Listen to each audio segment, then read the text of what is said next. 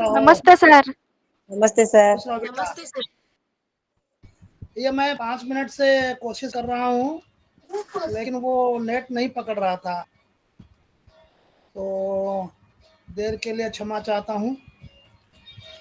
तो आप सभी स्वस्थ और सानंद होंगे, हमें आशा है। जी सर।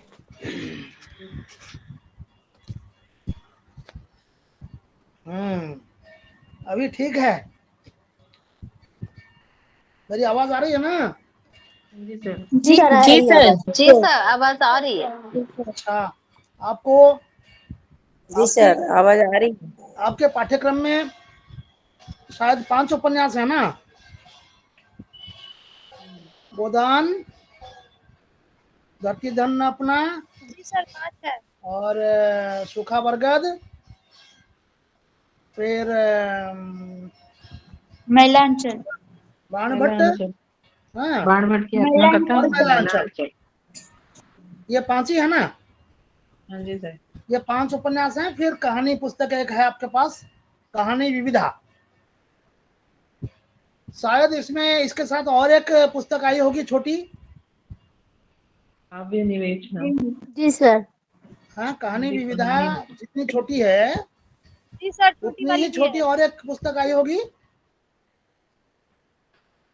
आलोचना। आलोचना, विवेचना और एक है। हाँ, है ना? विवेचना और विविधा है।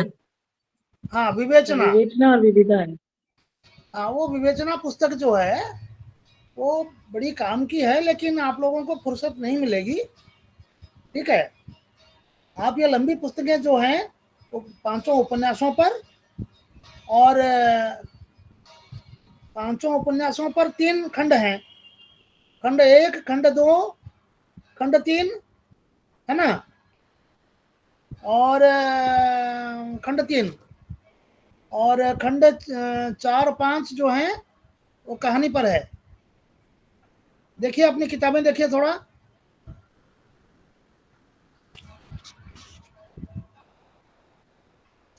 जी सर। ठीक है ना? कुल कितने खंड हैं लंबी किताबों के?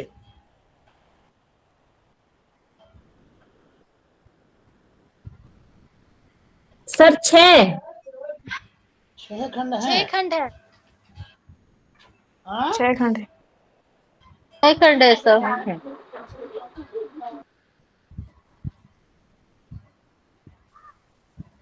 सर 3 खंड देखो तो ये एक उपन्यास वाले है, हैं, और चौथे खंड में कहानी है, और 5वें खंड में समकालीन कहानी है। समकालीन कहानी है। खंड खंड 1 हो गया, उपन्यास। खंड 1 हो गया गोदान। गोदान। ठीक है, फिर खंड 2, धरती धन अपना। खंड 2 में है धरती धन अपना, जी सूखा सर। बरगद। ठीक है, खंड 3 में, महिला अंचल। 6वें में खंड 3 महिला में अंचल और तो हम लोग आज बाणभट्ट। पढ़ रहे हैं महिला अंचल, कहानी, बाणभट्ट। बाणभट्ट की आत्मकथा, खंड 3। हाँ जी। ठीक है, जी सर। फिर खंड 4 में है ठाकुर का कुआं। कहानी 1। खंड 4 में है कहानी 1, खंड 5 में है समकालीन कहानी, जी है सर। ना? जी सर। हाँ, और खंड 6 में है नई कहानी। ये जो तीनों पुस्तकें हैं कहानियों पर, ठीक है, इनमें कहानियां नहीं है, कहानी विधा और आपके पाठ्यक्रम में जो कहानियां हैं उनकी आलोचना है इन तीनों खंडों में। ठीक है, खंड 5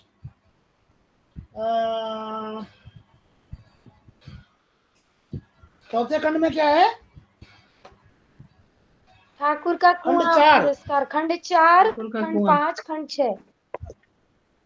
हाँ, ये जो 4 खंड हुए, 3 से ये 4 खंडों में आपकी जो छोटी पुस्तक है, पतली मोटी मोटी है लेकिन पतली है, वह कहानी विविधा है। उसमें मूल कहानियां हैं और कहानीकार का परिचय है। मतलब जो कथाकार है उसका जीवन परिचय संक्षेप में और वो कहानी, उसकी कहानी जो क्या मतलब लेखक का रचना संसार और जो कहानी आपके पाठ्यक्रम में है वो कहानी, उसका मूल पाठ वो है कहानी विविधा में। और ये जो 4 खंड हैं, इन 4 खंडों में उन कहानियों की आलोचना है जिस तरह से उपन्यासों के लिए आपकी लंबी पुस्तकें हैं, आलोचना पुस्तकें, उस तरह से है। तो उसके बाद वो जो विवेचना पुस्तक है उसमें विविध दृष्टिकोणों से लेखक की लेखन कला, शैली, भाषा, लेखक परिचय और उनके बारे में दूसरे लोगों की जो राय, हाँ, और उस विधा के बारे में जो तात्विक विश्लेषण, ये सब उसमें है। तो उस पुस्तक को आप अगर अध्ययन नहीं करेंगे तो चलेगा। आपको मुख्यतया ये जो कहानी विविधा में जो कहानियां हैं उनको पढ़ लेना है, उनको मूल कहानी को जरूर पढ़ेंगे, क्योंकि उपन्यास तो बड़े बड़े हैं, उनको पढ़ना संभव नहीं होगा आपके लिए। उपन्यास की कथा जो है आप मैंने बताया था कि किसी वीडियो से ले लीजिए और फिर अपनी जो लंबी की पुस्तकें हैं उनको पढ़िए, उनमें मुख्य मुख्य बिंदुओं को कहीं नोट बनाइए और आपकी तैयारी हो जाएगी। तो उसी तरह से कहानी जो है, कहानियां तो छोटी छोटी हैं, किसी भी कहानी की कथा आप वीडियो में पढ़ने, वीडियो से देखने में जितना समय लगेगा उससे कम समय में आप अपनी पुस्तक से उस कहानी को पढ़ लेंगे। उसको पढ़कर आपकी पाठ्य पुस्तकें जो लंबी लंबी किताबें हैं कहानियों पर, 4 खंड हैं, उन 4 खंडों में उन कहानियों की विशेषताएं विविध दृष्टिकोणों से दी गई हैं। तो उतना ही आपके लिए काफी है। और वो जो विवेचनात्मक पुस्तक है उसमें क्या है कि जो प्रसिद्ध आलोचक हैं, ठीक है, हिंदी के जो नामी ग्रामी आलोचक हैं, उन्होंने विविध उपन्यासों की आलोचना, कहानियों की आलोचना इत्यादि जिस तरह से की है वो सब कुछ लेख दिए हुए हैं उसमें। मतलब अलग अलग लेखकों द्वारा, आलोचकों द्वारा समय समय पर प्रस्तुत की गई आलोचना परक लेख उस पुस्तक में संकलित किए गए हैं। तो वह जो है वह बहुत अत्यधिक बौद्धिक स्तर की हैं, उनको आप ना पढ़ें, आप कहानियों को जरूर पढ़ेंगे। कल एक दिन और है, हम लोगों के हाथ में है, मैं कल आपको बताऊंगा, अगर आज समय मिलेगा तो मैं बताऊंगा। तो आज थोड़ा महिला अंचल देख लेते हैं और विश्लेषण कैसे करना है। मैं आपको जैसे उपन्यासों का विश्लेषण मैं करता रहा हूं, आपको उसी तरह से करना है। वो मैं 1-2 कहानी, 4-5 कहानियों को अगर ले सका तो उसकी आलोचना करते समय आपको यह ध्यान रखना है कि आलोचना कैसे की जाती है। कोई एक वक्तव्य, जैसे कल मैंने बताया था वो महामाया और भैरवी, हाँ, उन्होंने एक वाक्य कहा कि ईश्वर के जिस रूप पर तुम मुग्ध हो रहे हो, या तुम्हें ईश्वर ने जिस रूप में दर्शन दिया है उसकी पूजा करो। इस एक वाक्य की जो विशेषता है, इसका विश्लेषण करते हुए आप 5 पृष्ठ लिख देंगे। और वह जो वाक्य वह पात्र बोलता है, वह पात्र तो है ही नहीं, काल्पनिक पात्र है, किताब में लिखा है। किताब में वह बात किसने कही है? रचनाकार ने कही है। तो रचनाकार पात्रों के मुंह से अपनी बात कहता है, कहलवाता है। रचनाकार खुद बोलेगा तो वो भाषणबाजी हो जाएगी। तो वो कहानी के माध्यम से, कहानी में जो पात्र होते हैं, चाहे कहानीकार हो चाहे नाटककार का नाटक हो, हाँ, उसमें जो पात्र होते हैं उन पात्रों के मुख से रचयिता अपनी बातें, अपना जो आदर्श है, अपने जो विचार हैं, उनको व्यक्त करता है। तो एक तरह से कहा जाए तो पात्र के चरित्र चित्रण के साथ साथ आप उपन्यासकार के चरित्र का भी विश्लेषण कर रहे हैं। समझ में आ रहा है? जी सर। जो लेखक है, उस लेखक का चरित्र जैसा होगा, उसका स्वभाव जैसा होगा, उसकी मान्यताएं जैसी होंगी, उसकी सोच, उसकी विचार बुद्धि जैसी होगी, वह उन्हीं बातों की वकालत करेगा। इसलिए आप कहानी, उपन्यास पढ़ते समय आपके दिमाग में उस लेखक की एक छवि जरूर बनेगी। आचार्य हजारी प्रसाद द्विवेदी के बारे में आपके मन में क्या छवि उभरती है? अगर वे प्रेम प्रसंगों में, यौन प्रसंगों में अगर खुले दिमाग के होते, तो बाणभट्ट की आत्मकथा में ये जो बाणभट्ट और भट्टिनी या निपुणिका या महामाया और भैरव, इनमें आपस में यौनाचार अवश्य होता।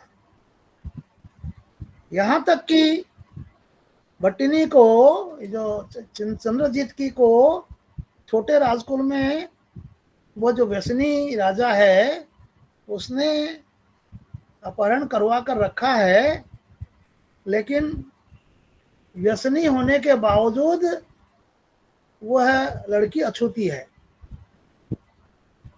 क्या यह संभव है? जो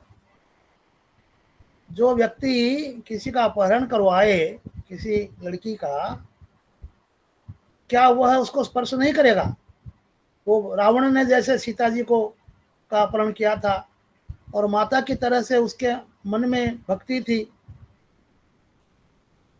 विश्लेषण करते हैं जो, हाँ, और कहते हैं कि वो राक्षस की योनि से मुक्ति चाहता था, इसलिए उसने सीता जी को, मैया को वो ले गया ताकि प्रभु को मजबूर होकर आना पड़े और उसको मारकर मुक्ति दिलाना पड़े। तो ये सब चीजें जो हैं, एक समझिए कि आलोचक श्री राम को ईश्वर के रूप में देखते हैं, सीता जी को माता के रूप में देखते हैं, और एक जो कहानी है उसको बिल्कुल एक मर्यादा पुरुषोत्तम की कथा के रूप में बखान करते हैं। तो उसमें वे बोलते हैं कि रावण ने उन्हें अशोक वाटिका में रखा। ये तो सही है, लेकिन लोक जीवन में, लोकाचार में क्या है? सीता जी को श्री राम ले आए उद्धार करके। ले आने के बाद में फिर उनकी अग्नि परीक्षा क्यों ली?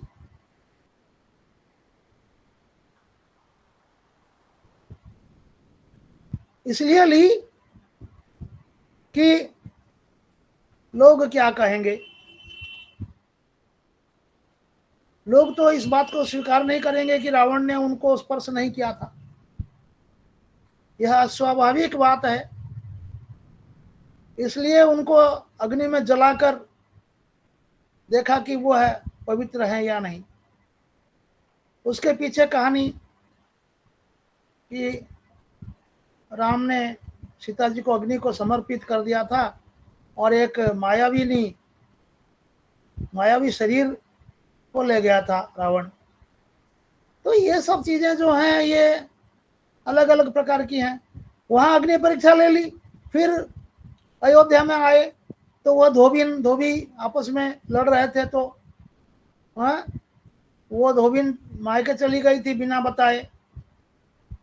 तो धोबी बोलता है कि भाई तू कुलच्छणी है, तू आवारा है, तू कैसे चली गई। तो वो कहती है मायके ही तो गई हूं, और कहीं गई थी क्या?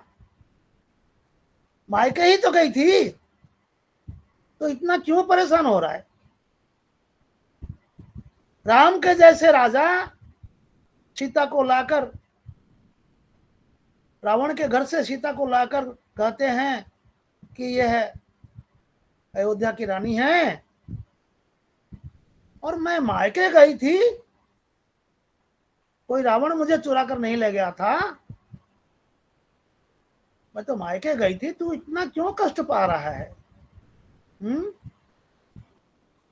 तब लोकाचार में ये जो चीज है, एक संदेह की बात थी, तो श्री राम ने उनका फिर त्याग किया और उन्होंने 2 बच्चों को जन्म महर्षि वाल्मीकि का आश्रम में दिया। फिर वाल्मीकि के आश्रम से जब ये राजसूय यज्ञ कर रहे थे, तब लवकुश आकर के रामायण गाने लगे सभा में। तो राम ने बुलाया और बोले कि तुम्हारी माता पिता कौन है, उनको बुलाओ। तो महर्षि वाल्मीकि आकर कहते हैं कि आपकी ही संतानें हैं। तो फिर वो सीता को स्वीकार कर लेती हैं, श्री राम जी स्वीकार कर लेते हैं। फिर बोलते हैं कि तुम तो महर्षि वाल्मीकि के साथ रह रही थी इतने सालों तक, बच्चे पैदा हुए, बड़े भी हो गए, युद्ध कला में निपुण भी हो गए, तो कम से कम 14-15 साल के तो हो गए, कम से कम 15 साल तो सीता जी वाल्मीकि का आश्रम में रही। तो फिर से परीक्षा दो। तब सीता जी अपमान बर्दाश्त नहीं कर पाती हैं, कहती हैं हे धरती माता, इस तरह का अन्याय मेरे साथ मैं बर्दाश्त नहीं कर पाती हूँ। यदि मैं पवित्र हूँ तो हे माते, मेरी और जीने की इच्छा नहीं है, मुझे अपनी गोद में शरण दे दे। तब धरती फट जाती है और वे उसमें प्रवेश कर जाती हैं। तो पंडित लोग कहते हैं कि एक विमान आया, धरती से निकला, बड़ा सिंहासन, उसमें सीता जी बैठ गई और इत्यादि इत्यादि। तो ये सब जो है, हम तो यही कहेंगे सीता जी ने आत्महत्या की। धरती फट गई नहीं, तो वहां एक पास में गड्ढा था जिसमें वो कूद पड़ी। तो ये जो चीजें हैं,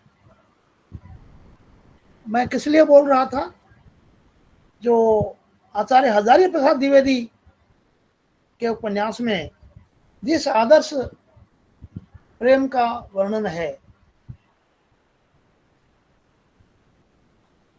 वह आदर्श की अतिशयोक्ति है। उनकी भाषा शास्त्रीय है, वे शास्त्रों में वर्णित जो आदर्श स्थिति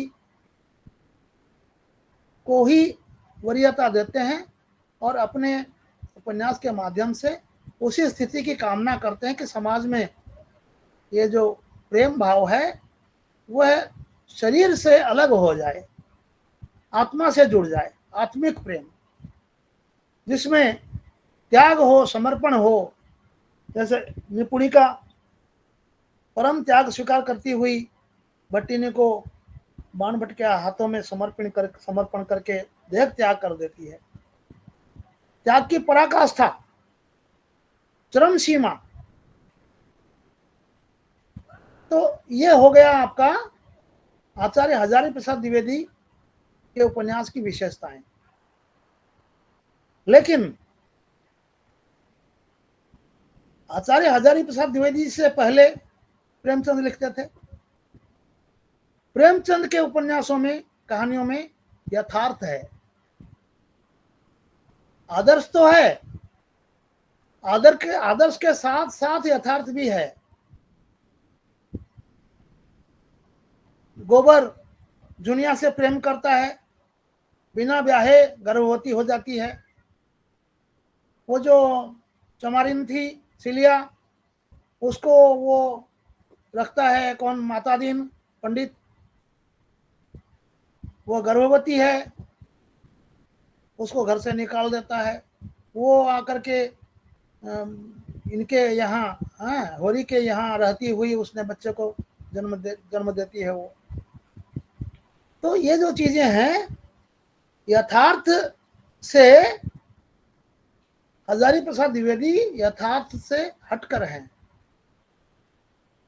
ईश्वर की बनाई हुई दुनिया में यथार्थ कुछ अलग है, और प्राचीन मुनि ऋषियों द्वारा स्थापित आदर्श स्थिति काम वासना या दैहिक संपर्क के संदर्भ में उसकी स्थिति कुछ अलग है।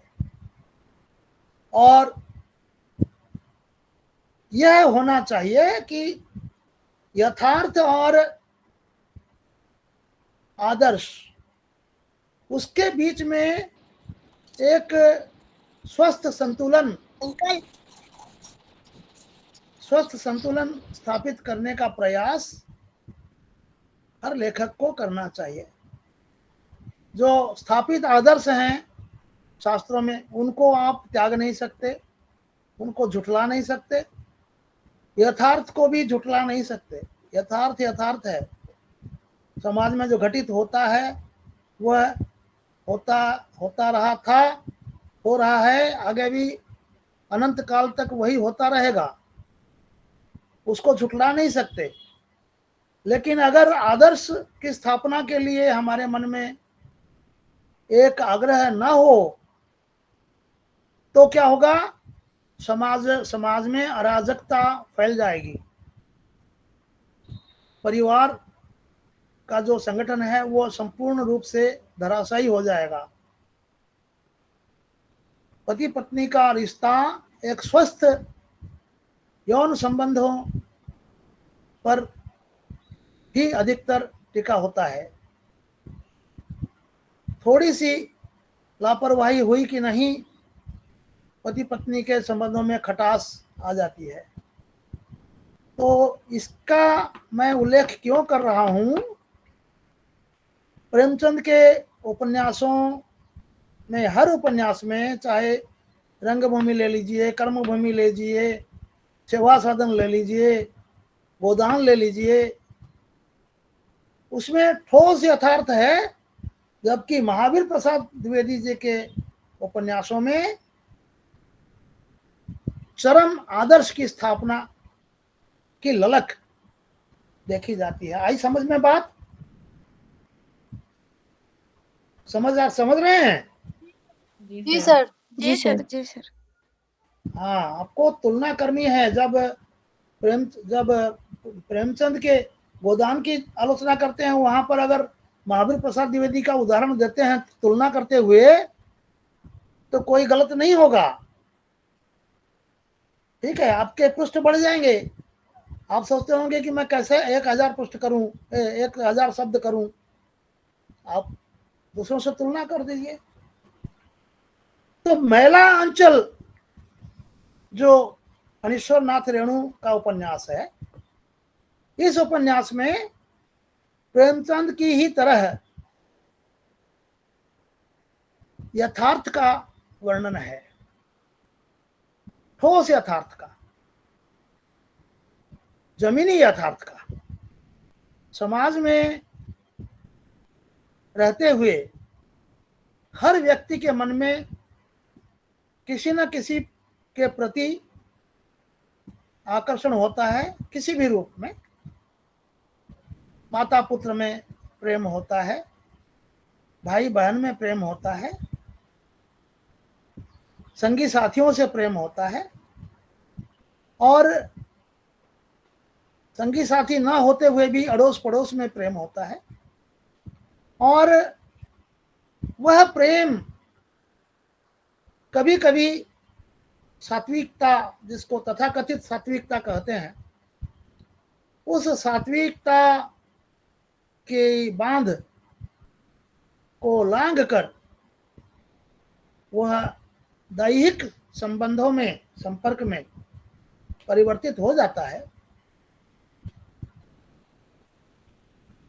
वह आकर्षण कुछ इतना तीव्र होता है कि उस समय व्यक्ति आदर्श, नाते, रिश्ते इत्यादि जो भी है उसको भूल जाता है, और वह कर्म करता है जिसको समाज नाजायज, अनैतिक इत्यादि इत्यादि कई प्रकार के विशेषण देता है। तो ऐसी स्थिति में यदि वे विवाहित नहीं हैं तो उन्हें समाज की आलोचना का शिकार होना पड़ता है। महिला आंचल जो है वह इसी प्रकार का एक उपन्यास है। अब इस उपन्यास को हाथ में लेने से पहले मैं एक चीज बताता हूं। महिला आंचल, इसको आंचलिक उपन्यास कहते हैं। उनसे पहले कई उपन्यास आए वजूद में जो ग्राम कथा, ग्राम्य परिदृश्य, ग्राम्य परिवेश, ग्राम्य समाज को लेकर यथार्थपरक उसकी प्रस्तुति की गई है उनमें। लेकिन उन ग्राम्य कथा पर आधारित उपन्यासों को आंचलिक उपन्यास नहीं कह सकते। आंचल का मतलब है अंचल, आंचलिक मतलब अंचल जोड़ इक प्रत्यय। अंचल में, अंचल शब्द में इक प्रत्यय लगने से आंचलिक होता है। मतलब अंचल से संबंधित, अंचल पर आधारित। अंचल का मतलब है क्षेत्र, किसी एक भौगोलिक इकाई, एक विशेष भौगोलिक क्षेत्र को अंचल कहते हैं। जैसे भारत में पूर्वांचल, पश्चिमांचल, दक्षिणांचल ऐसे कहते हैं ना। तो उसी तरह से एक प्रदेश के अंदर भी मिथिलांचल इत्यादि इत्यादि कहते हैं। ठीक है। तो एक अंचल विशेष पर अगर लिखा जाए तो एक अंचल में जो घटनाएं घटित हो रही हैं उन्हीं को लिखने से वो आंचलिक नहीं बन जाएगा। उस अंचल विशेष की तमाम बातें, उस अंचल में प्रचलित ठेठ देहाती भाषा आप लिखिए, लिखते जाइए। उस अंचल की ठेठ देहाती भाषा, जो देसी भाषा तो हम लोग कहेंगे। Sir repeat sir. पहनावा, पहनावा भी सर ना, पहनावा भाषा। हाँ, तो उस अंचल की भाषा का प्रयोग उसमें होना चाहिए,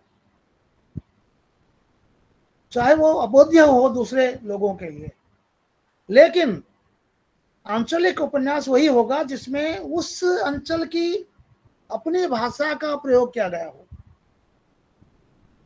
फिर उस अंचल विशेष में रहने वाले लोग,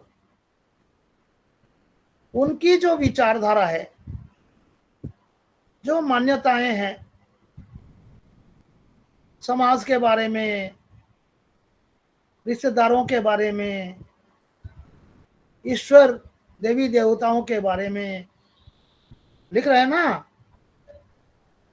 चुंबक में सर ये आंचलिक मतलब सिर्फ एक अंचल के बारे में ना? हाँ, किसी एक विशेष अंचल, विशेष नहीं समझती हो क्या? जी जी सर।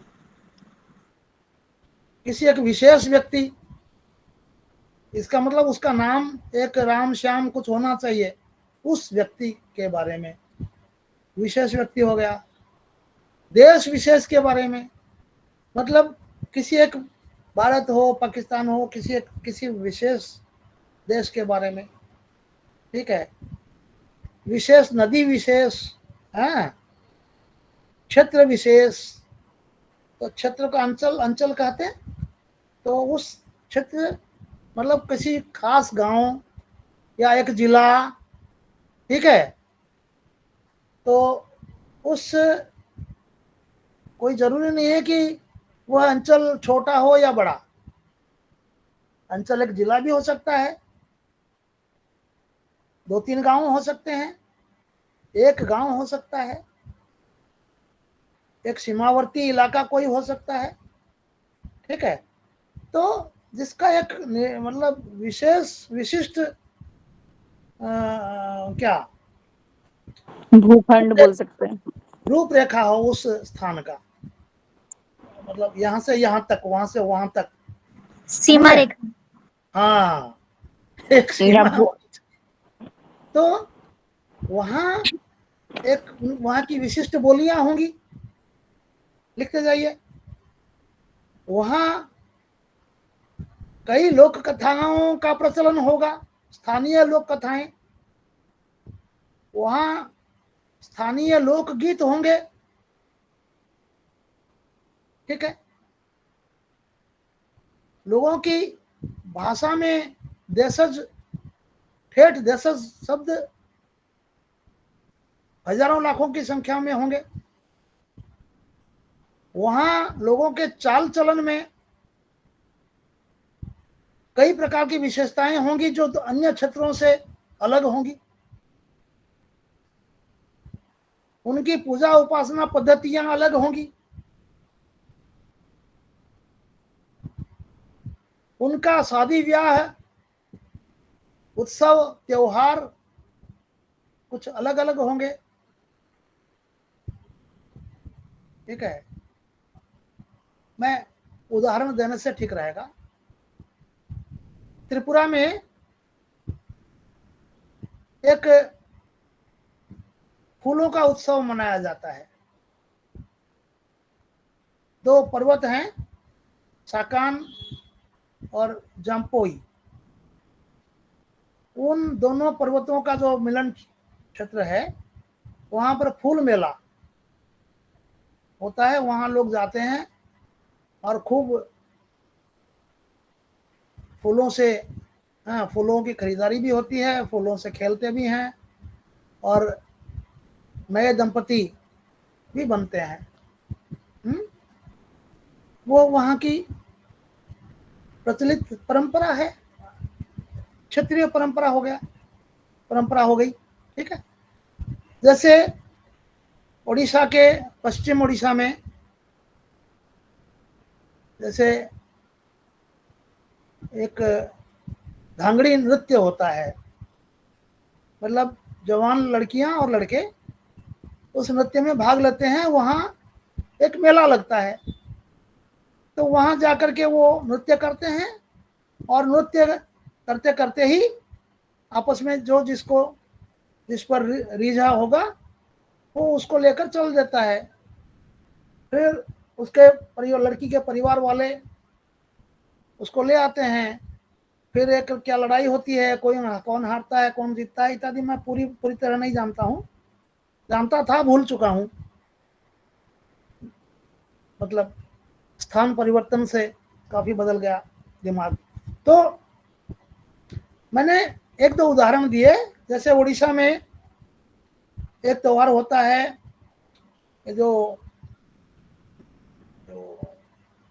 होलिका दहन, हाँ, होली के समय एक पंचदोल जी एक सर। यात्रा हाँ, उसमें आसपास के 20-25 गांव के जो मंदिर हैं, वहाँ के जो प्रतिष्ठित देवता हैं, उनकी उनके प्रतीक प्रतिमाएं, एक विमान विमान मतलब मंदिर का ही एक वो होता है, उसको चार आदमी कंधों पर उठाकर लाते हैं और उनका मिलन होता है। एक बहुत बड़ा मैदान होता है, वहाँ मिलन होता है, वहाँ पत्थर रख देते हैं चार चार, तो उनको जो विमान आएंगे उनको उन पत्थरों पर रखा जाएगा, नीचे नहीं रखा जाएगा। सर फिर वो दोनों पूर्णिमा में होता है। दोल पूर्णिमा, हाँ दोल पूर्णिमा, ठीक ठीक ठीक, मैं भूल रहा था। तो दोल पूर्णिमा कहते हैं। दोल मतलब वो जो भगवान का जो विमान आता है ना, उसको दोल कहते हैं। दोल मतलब झूला। तो यहाँ विमान जो है वह झूला नहीं है, मतलब विमान है। चौदोड़ सर, ओडिया में चौदोड़ को हाँ, बोलते हैं। हाँ, तो ये सब करके वहाँ मतलब देवता लोग आपस में मीटिंग करते हैं वहाँ पर। वो जो मतलब ऐसी मान्यता है, मिलन होता है। मिलन होता है, उसको मेलना बोलते हैं। तो आपस में मिलते हैं, एक साल में एक बार आकर मिलते हैं, फिर चले जाते हैं वापस। तो वहाँ पर गुलाल शुरू होता है और वो भगवान एक दूसरे के जो उनके पुजारी वगैरह होते हैं, वो गुलाल से भगवान की अर्चना करते हैं और प्रसाद ये होता है, इत्यादि इत्यादि सब होता है। तो ये जो चीज़ें हैं, ये आंचलिक स्तर पर उड़ीसा की विशेषता है। ठीक है, यहाँ जैसे पाला, दसकठिया, इस तरह से उड़ीसा में कई प्रकार के लोकगीत हैं। दुआरी नाच, द्वार पर आकर के कोई रूप बना करके दो तीन बच्चे कलाकार वो दरवाजे दरवाजे घूमकर नृत्य परिवेशन करते हैं और चंदा लेके जाते हैं। घुड़की एक होता है, गुड़ ऐसे करके एक बाजा होता है। तो उसमें वो करके वो एक आदमी घूम घूम के वो घुड़की, इस तरह से जो स्थानीय क्षेत्रीय तौर पर जो लोक कलाएं हैं, लोकगीत हैं, आई बात समझ में है? आंचलिकता। जी सर, जी सर। जी सर। लोक नृत्य। हाँ, लोक नृत्य, आंचलिकता लोकगीत। हाँ, लोक आंचलिकता की नृत्य। व्याख्या, हाँ, आंचलिकता की व्याख्या करते हुए मैं ये बता रहा हूं। तो आंचलिक उपन्यास किसे कहेंगे, उसी के बारे में बता रहा हूं। उसी के संदर्भ में, मैं संदर्भ से दूर हटता हुआ लगता हूं, लेकिन मैं उसी संदर्भ पर ही टिका रहता हूं। तो कई बार संदर्भ पे टिका हुआ रहते हुए भी मैं भूल जाता हूं कि मूल संदर्भ क्या था। कभी कभी ऐसा होता है। ठीक है, तो आप लोग मुझे याद दिला देना। तो ये जो संदर्भ मैंने दिए, उदाहरण दिए, आंचलिकता की व्याख्या करने के लिए मैंने उदाहरण दिए, और इन उदाहरणों को आप अपने उत्तर में लिख सकते हैं। आंचलिकता क्या है? ठीक है, आंचलिकता उस अंचल विशेष की अपनी भाषा, अपनी बोलियां, अपनी कहावतें, हाँ, अलग अलग कहावतें होती है ना, जैसे हम लोग मुहावरेदार भाषा का प्रयोग करते हैं, तो अलग अलग अंचल के भी अपने अपने मुहावरे होते हैं। ठीक है, तो मैंने दो लड़कियों को बात करते हुए सुना, उसने उड़िया में, उसने कहा तू पर आमरो सांगो, तो वो दूसरी लड़की बोलती है सांगो ना नड़िया भांगो, हाँ, सांगो ना नड़िया भांगो। तो मेरे जीवन में यह जो कहावत है, एक मुहावरा है, ये मैंने पहली बार सुना। तो न जाने इस तरह के कितने मुहावरे, अनगिनत मुहावरे हैं, जिनको संग्रह करने से पता नहीं कितना बड़ा कोश ग्रंथ बन जाएगा। हम लोग इस्तेमाल करते हैं, रोज सुनते हैं, लेकिन उनको लिखते नहीं है, संग्रह नहीं करते हैं। करना चाहिए। आप लोगों में किसी में ऐसा जज्बा हो संग्रह करना शुरू कीजिए, देखना 15-20 साल में वो कॉपी आपकी इतनी मोटी हो जाएगी कि आप उसको प्रकाशन करने का सोचेंगे, और उसका अर्थ भी लिखते जाइए साथ में। तो उसका एक द्विभाषी कोश बन सकता है, त्रिभाषी कोश बन सकता है कि नहीं? जी सर। हाँ, आंचलिकता तो ये मैं आप लोगों को बताता हूँ, जो कार्य मैंने नहीं किए मैं अभी पछता रहा हूँ, उम्र चली गई, वो है मैं अपने विद्यार्थियों को बताता हूँ कि ऐसा मैंने नहीं किया, आप लोग करो। तो आंचलिकता में ये सब बातें आती हैं, ठीक है। उनकी जो मान्यताएं हैं, अंधविश्वास भी, अंधविश्वास कई प्रकार के अंधविश्वास होते हैं, अंधविश्वास भी बदलते हैं, अलग अलग क्षेत्र में अलग अलग प्रकार के अंधविश्वास होते हैं, ठीक है। तो जैसे कंधमाल में अंधविश्वास था कि इंसान का खून, हाँ, मिरिया बलि, इंसान का खून खेतों में देने से फसलें बहुत अच्छी होती हैं, हल्दी की फसल बहुत अच्छी होती है।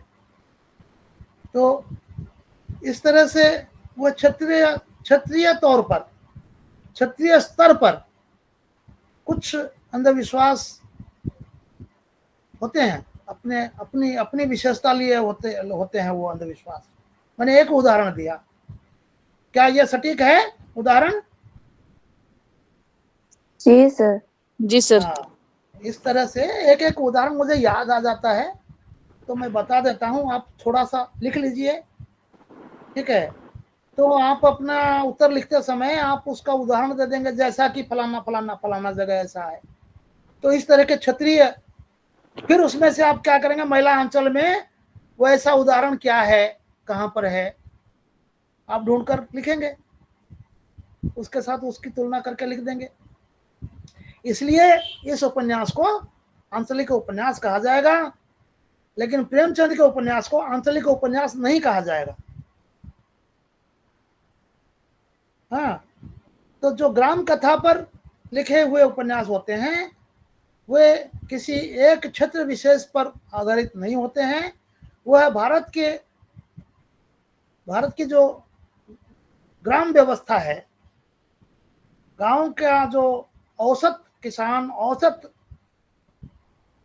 ग्राम्य जीवन का वर्णन होता है, उसमें क्षेत्रीयता का वर्णन थोड़ा बहुत मिलता है, लेकिन सिर्फ उस क्षेत्र की बातें नहीं होती।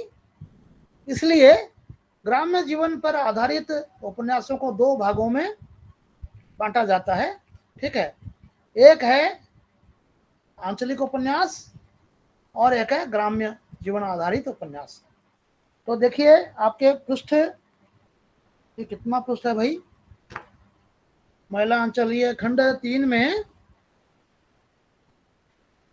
में जो खंड परिचय है ना, खंड परिचय शुरू में 7, 6, 5, जी सर। 4, ये पृष्ठ 3 होगा, पृष्ठ संख्या 3 होगा, जहां खंड परिचय लिखा है। उसमें ये जो दूसरा बड़ा अनुच्छेद है उसके बीचों बीच देखिए, इसमें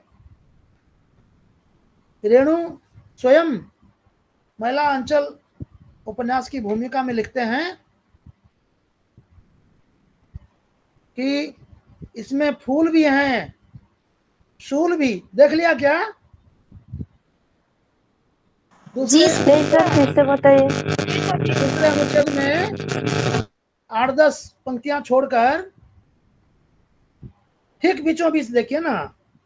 जी सर, रेणु के शब्दों में इसमें फूल भी है, सूल भी है, धूल भी है, हाँ, धुलल भी। इसमें फूल भी हैं, शूल भी हैं, शूल, मूल भी है, धूल भी है, गुलाल भी। यहाँ क्या मतलब हुआ? फूल है मतलब फूल से आनंद मिलता है, ठीक है। यहाँ फूल को महिलाओं के परिप्रेक्ष्य में भी देखा जा सकता है। शूल भी, शूल मतलब फूलों को तार तार करने वाले शूल, इंसान के पैरों में चुभने वाले शूल। तो यहाँ फूल अगर महिला हुई तो उनसे खिलवाड़ करने वाले शूल जो है अभद्र पुरुष हो गए। आप विश्लेषण कैसे करना है समझ रहे हैं ना? समझ जी रहे हैं? सर। ये जो फूल भी जी है, सर। रेणु ने भूमिका में फूल भी है शूल भी कैसे क्यों लिखा? यहाँ फूल एक महंत है, वह प्रौढ़ है, 50 से ऊपर की उसकी उम्र है, और वह एक सेवादासी ले आता है जो बाल विधवा है लेकिन बहुत छोटी उम्र की है, और उससे वह संभोग करता है, रोज संभोग करता है, और वो बच्ची रोती है। तो समझ में आ गया, फूल भी है शूल भी। और जी सर। और जी फूल सर। शूल फूल शूल और किस संदर्भ में हो सकते हैं? कोई अच्छी बातें, समाज में कोई अच्छी बातें हों, कोई गलत बातें भी हों, ठीक है, वो फूल है या शूल है? हाँ, कोई अच्छे लोग हों, कोई बहुत अंधविश्वासी और क्रूर लोग भी हों, तो फूल शूल समझ रहे हैं? फूल शूल को यहाँ आप व्यंजना शक्ति के आधार पर, जो शब्द शक्ति में आप पढ़ेंगे अविधा, आप उसको पढ़ लीजिए ना। मेरा जो शब्द शक्ति मैंने वीडियो डाला था, आप लोगों ने देखा क्या? उसमें है वर्णन, आप देख लीजिए। बोलेंगे तो मैं दोबारा डाल दूंगा ग्रुप में, जरूर सब्सक्राइब जरूर कर देना। उसमें मेरी सर आप कर दिए। कौन सा ग्रुप है? हाँ, सर आप कौन सा ग्रुप में? हिंदी गौरव जो जी सर, लिंक थोड़ा दे दीजिएगा ना, हम जुड़ जाएंगे। अरे आज किसी ने लिंक नहीं डाला है क्या? आप मैं नंबर डालता हूं, आप डाल देते मुझे हैं सर।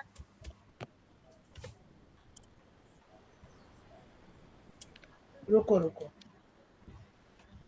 मैं अभी, कोई है लिंक डाल दो। मैं डाल देती हूँ सर। हाँ,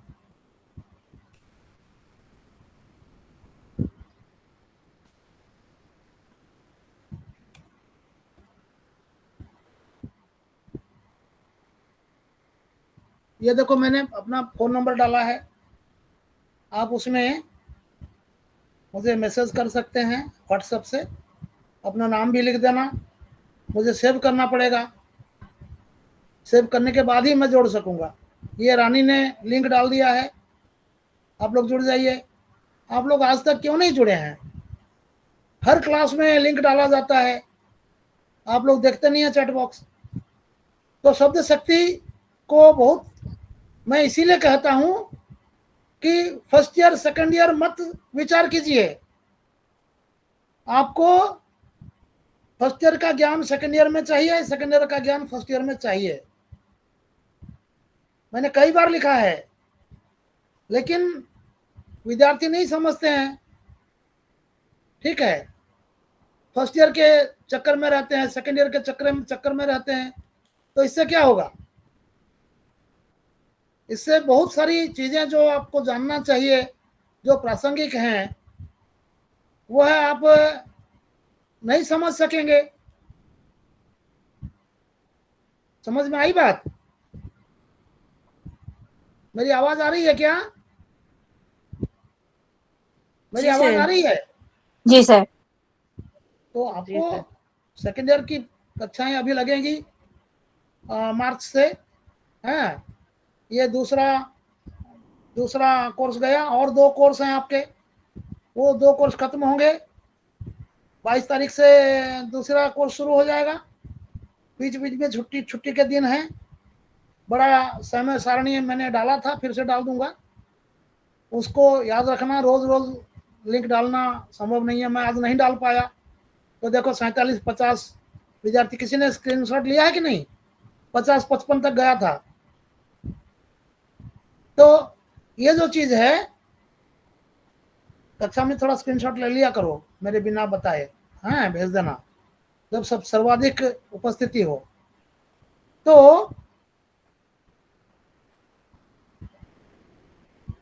आप बड़े समय सारणी को हमेशा ध्यान में रखिए, 2-4 दिन में एक बार देखते जाइए। कभी लिंक डालना भूल जाते हैं, अब रोज लिंक डालना जरूरी है क्या? 12 ग्रुप हैं आप लोगों के, 12 ग्रुप में लिंक डालने के लिए आधा घंटा लग जाता है। आज मुझे फुर्सत नहीं हुई। तो खैर, तो आप उसको फूल भी है, शूल भी, धूल भी है, गुलाल भी।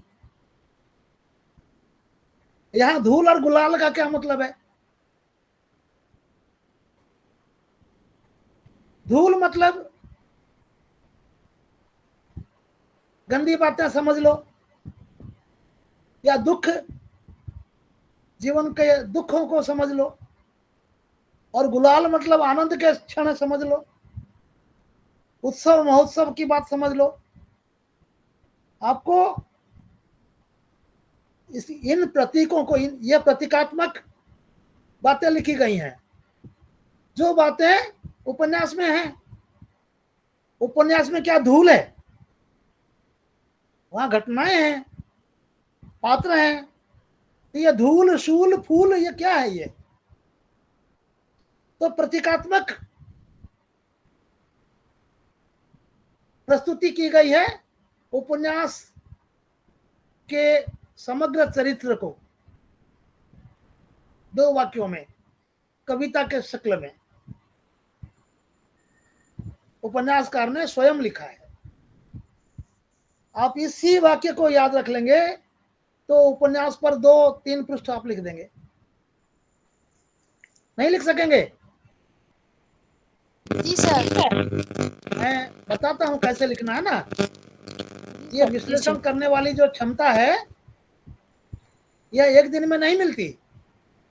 मैं तो आपको बता रहा हूं, मुझे किसी ने नहीं बताया, मेरे किसी टीचर ने, किसी गुरु ने नहीं बताया। मैं कॉलेज गया ही नहीं, कौन बताएगा? घर पर स्वाध्याय से हमने हासिल की है योग्यता।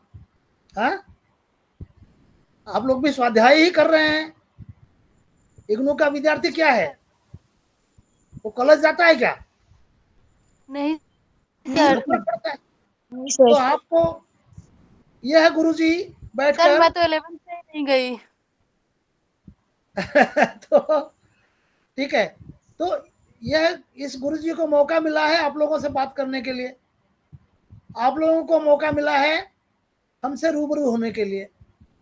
तो इस माध्यम से मैं अपने अनुभव साझा कर देता हूं, और विश्लेषण शक्ति कैसे आप में जगेगी वो बताता हूं। आपको सोचना कैसे है, देखिए आप, मैं जैसे बताता हूं, सोचने लगेंगे ना तो यह शक्ति मेरे दिमाग से आपके दिमाग में पहुंच जाएगी।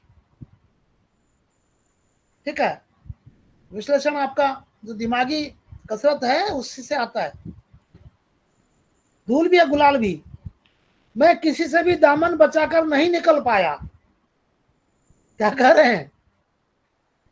दामन बचाना मतलब, दामन किसको कहते हैं? इज्जत। अपनी इज्जत। इज्जत? इज्जत। अरे वो तो आरोपित अर्थ है। अच्छा, पीछा। आचरण। पीछा, पीछा। अपना पीछा, अपना मतलब कपड़े। दामन यानी सर दुपट्टा या फिर साड़ी का आंचल भी हो सकता हाँ है। हाँ, पल्लू। ठीक हाँ, है, पल्लू। तो ये कहते हैं कि मैं अपना दामन नहीं बचा पाया। इसका मतलब है मेरे दामन में कांटे भी फंसे हैं, गुलाल से भी लाल हुआ मैं। ठीक है, धूल दूसरे से भी हुआ, और क्या है, फूलों का आनंद भी मिला। तो इसका मतलब यह है कि इस कथा का वर्णन करते हुए लेखक ने रोया, हंसा, आनंदित हुआ, दुखी हुआ, दिल में बहुत कष्ट पाया, उल्लसित भी हुआ, रोमांचित भी हुआ। ग्राम्य जीवन, उनका जो आंचलिक जीवन, वो वहीं के रहने वाले थे जिस क्षेत्र का उन्होंने वर्णन किया है। तो इसलिए वे कहते हैं कि यह जो उपन्यास है इसमें ऐसी कथा है। ठीक है, आंचलिकता के बारे में प्रश्न जरूर आता है बहुत बार। तो आंचलिकता के बारे में फिर आप कथानक को अगर आप थोड़ा सा देख लेंगे तो उस कथानक से उपयुक्त उदाहरण अपनी आलोचना के बीच बीच में कथानक से एक एक प्रसंग, मतलब जो बात आप बोल रहे हैं, जैसे मैंने महंत सेवादास और उनकी दासी हैं लक्ष्मी के बारे में बताया, फूल और सूल के बारे में, ठीक है ना। उस तरह से और भी कई उदाहरण होंगे उपन्यास में। हाँ, धूल भी है, हाँ, गुलाल भी। तो ये जो चीजें हैं इनको किसके प्रतीक में लेखक ने लिखा है उसी का विश्लेषण करते जाएंगे, उदाहरण दे दे के। आप किसी दूसरे क्षेत्र का उदाहरण दीजिए आंचलिकता के बारे में। आंचलिकता किसे कहते हैं, पहले आंचलिकता किसे कहते हैं लिखेंगे। आंचलिकता की परिभाषा, आपका उत्तर कैसा होगा? मैंने आपको बताया था पहले कि आप पहले प्रश्न लिख दीजिए, प्रश्न संख्या 5। प्रश्न संख्या 5 में मान लो आया है महिला आंचल की आंचलिकता पर प्रकाश डालिए, या रेणुका महिला आंचल एक आंचलिक उपन्यास है, सिद्ध कीजिए। ऐसा प्रश्न आ सकता है ना। तो प्रश्न लिख दिया एक दूसरे स्याही से। जी सर। आपका जो प्रश्न संख्या है वो है मार्जिन से बाईं तरफ होना चाहिए, दूर से दिखाई दे कि यहाँ नया उत्तर शुरू हो गया। फिर 1-2 लाइन छोड़ करके हाशिए के बाहर लिखे उत्तर, फिर दूसरी स्याही से अपना उत्तर लिखेंगे। तो जो उत्तर लिखेंगे वहां थोड़ी जगह छोड़ देंगे खाली। मैंने बताया था ना पहले, कौन कौन थे उस कक्षा में? जी सर, बताया था। तो इसे बता देता हूं। तो थोड़ा सा छोड़ देंगे, फिर शुरू करेंगे लेखक परिचय। सबसे पहले लेखक परिचय। एग्जाम में प्रश्न भी लिखने हैं क्या? एग्जाम में प्रश्न नहीं भी लिखोगे? लिखेंगे? प्रश्न जब अपने उत्तर पुस्तिका में प्रश्न लिखना से अच्छा है ना, वह जो जांच करता वो बार बार प्रश्न पत्र को देखता रहेगा क्या, या उसको रखिए? सर प्रश्न का नंबर भी तो दे सकते हैं। प्रश्न का नंबर के साथ में प्रश्न लिखेंगे तो वो उत्तर जल्दी से लिख देंगे तो अच्छे होगा, जल्दी से समझ जाएगा ना। जी सर, उत्तर के साथ प्रश्न लिखना नहीं थोड़ा लिखेंगे अच्छा तो रहता है। वो जांच करता सिर्फ उत्तर पढ़ेगा, और उसको अगर अटपटा लगा, आपका विश्लेषण मान लो ठीक से नहीं हो पाया है, या आपने बहुत ही दार्शनिक स्तर पर जाकर के विश्लेषण शुरू किया है, तो वो समझ ही नहीं पाएगा शुरू में। तो फिर क्या करेगा, वो गलत समझ लेगा, पता नहीं ये क्या अंट लिख दिया है सोचेगा। तो आपको प्रश्न अच्छा पता चला है। विद्यार्थी क्या करते हैं कि मान लीजिए प्रश्न संख्या 5 में है महिला अंचल की आंचलिकता पर प्रकाश डालिए। विद्यार्थी को यह प्रश्न अच्छा लगा, उसने सबसे पहले उसी प्रश्न का उत्तर लिखा, तो विद्यार्थी का पहला उत्तर है ये, तो वो क्या करता है, 1 नंबर दे देता है, अपना 1 नंबर। मेरा पहला उत्तर ये है, मेरा दूसरा उत्तर ये है। 8वां प्रश्न का उत्तर दूसरे में दिया तो उसमें 2 लिख देता है, तो उसके अंक कट जाएंगे कि नहीं? जी सर। जांच करता देखेगा ये तो 2 नंबर में तो ये प्रश्न है नहीं, पता नहीं क्या लिखा है,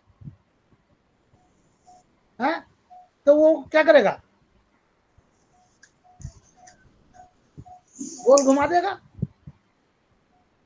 फिर आप बोलेंगे कि मैंने तो लिखा था, मेरा मुझे नंबर नहीं मिले। तो ये जो चीजें हैं आप लोगों को बुद्धिमानी से काम करना है। मान लीजिए गलती से भी आपने प्रश्न संख्या 8 को प्रश्न संख्या 2 लिख दिया, तब भी वहां पर अगर आपने प्रश्न लिखा है फिर उसका उत्तर लिखा है, तो जांचकर्ता के दिमाग में अगर उसने प्रश्न को ठीक से, प्रश्न पत्र को पहले पूरा पढ़ा होगा, तो वो समझ जाएगा कि विद्यार्थी ने गलती से ऐसे लिख दिया है। लेकिन प्रश्न संख्या 8 को प्रश्न संख्या 8 लिखिए, आप चाहे पहले करें चाहे कहीं भी करें। जो जिसका प्रश्न संख्या 5 है प्रश्न पत्र में, आपको 5 नंबर लिखना चाहिए।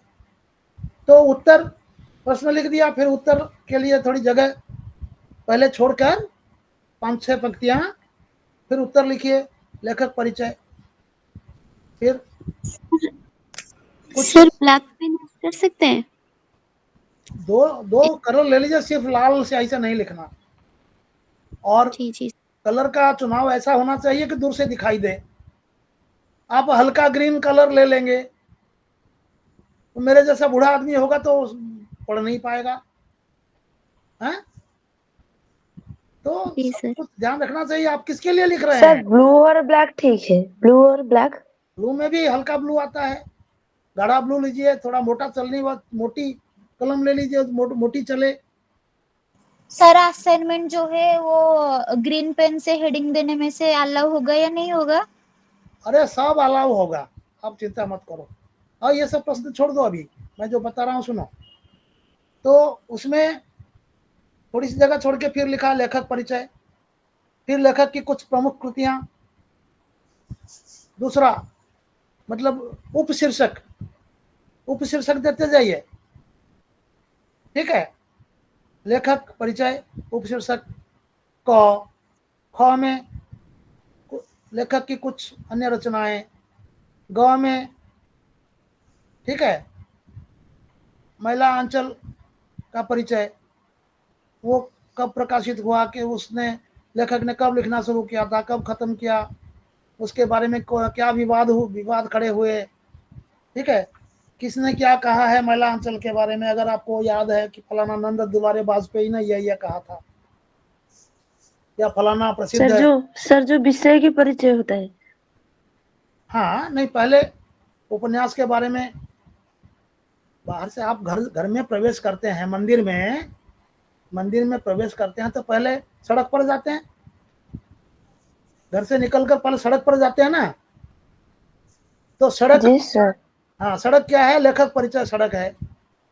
फिर जाके जो मुख्यशाला है, सिंह द्वार, मंदिर के सामने खड़े होते हैं, तो मंदिर का सिंह द्वार हो गया रचना संसार लेखक का। हाँ, वहाँ से थोड़ा बहुत आपको वो उस उपन्यास का नाम भी उसमें दिखाई देगा। फिर आप जाते हैं, हाँ, क्या मुख्यशाला में प्रवेश करते हैं, तो मुख्यशाला हो गया आपका जो उपन्यास के बारे में किसने क्या कहा है, उसके ये रेणु ने खुद अपने उपन्यास के बारे में क्या बोला है, इत्यादि इत्यादि, ठीक है।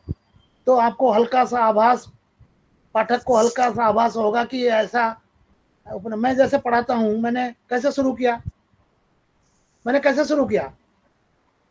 कहाँ से घुमाकर आपको लाया, रेणु के पास घुमा के लाया कि नहीं। आचार्य हजारी प्रसाद द्विवेदी, जी सर। प्रेमचंद का गबन, क्या बोलते हैं, गोदान, उनकी तुलना करते हुए कुछ विश्लेषण करते हुए ला करके आपको स्थापित किया कि नहीं महिला अंचल में। तो ऐसा करने का उद्देश्य क्या है?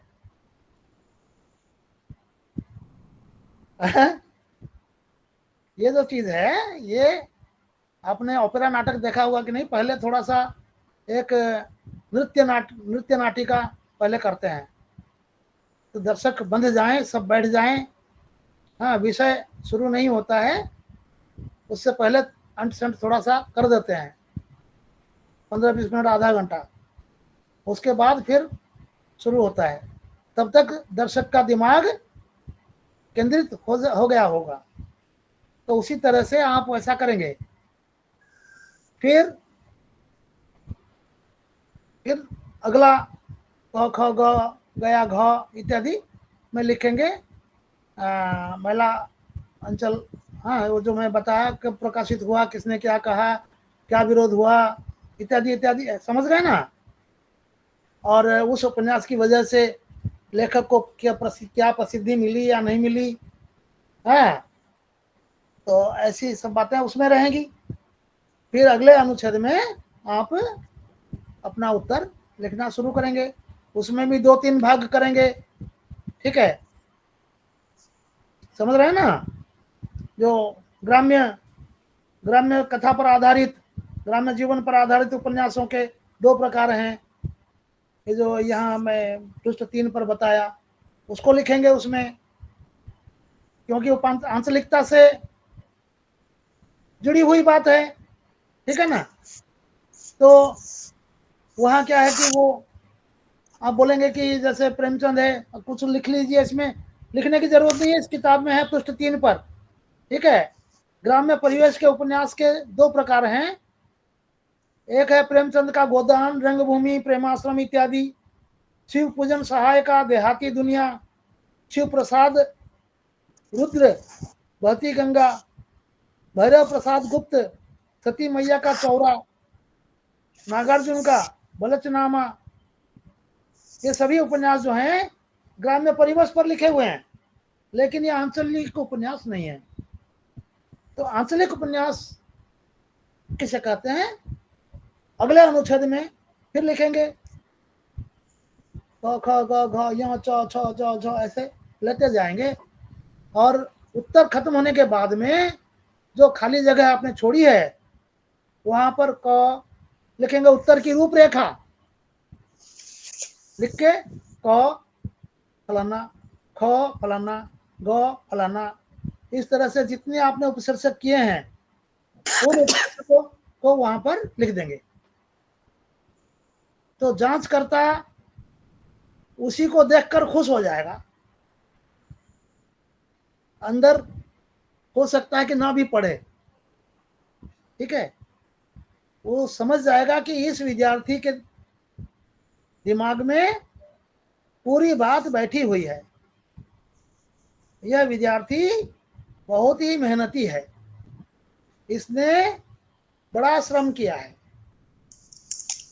इसकी बौद्धिकता प्रखर है, विश्लेषण शक्ति स्तुत्य है, स्तुति के योग्य, प्रशंसा के योग्य, प्रशंसनीय है, वो समझ जाएगा। और आपने कहीं गलती भी की होगी लेखन में तो वो उसको नजरअंदाज कर देगा। क्यों? क्योंकि वो समझ चुका है कि आप एक मेधावी विद्यार्थी हैं। बात आई समझ में? जी समझ में सर। आ रही है कि नहीं? जी सर। मैं अभी तक आंचलिक उपन्यास पर गया नहीं हूँ, कथानक पर नहीं गया हूँ। मैं आपको, मेरा कर्तव्य है कि आपको परीक्षा के लिए तैयार करना। आप परीक्षा के लिए किस तरह से अपने आप को तैयार कर सकेंगे बढ़िया से, वो तरीके बताना मेरा कर्तव्य है। कथानक तो आप समझ लेंगे, हाँ, कहानी ही तो है, तो समझ लेंगे आप। तो इसमें आप थोड़ा सा लिख लीजिए, मैं आपको बताता हूँ।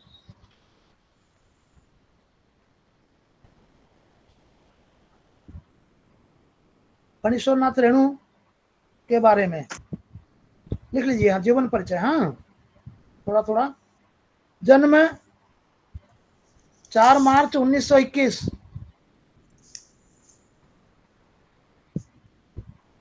जन्म 4 मार्च 1921, बिहार, जिला अररिया, जिला अररिया गांव औराही हिंगना।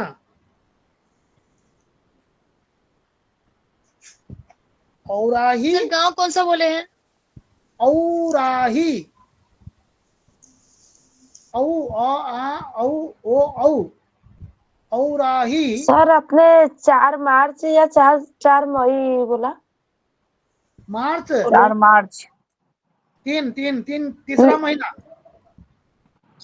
पर सर यहाँ पर तो 4 मई लिखा है किसमें लिखा है? बुक में।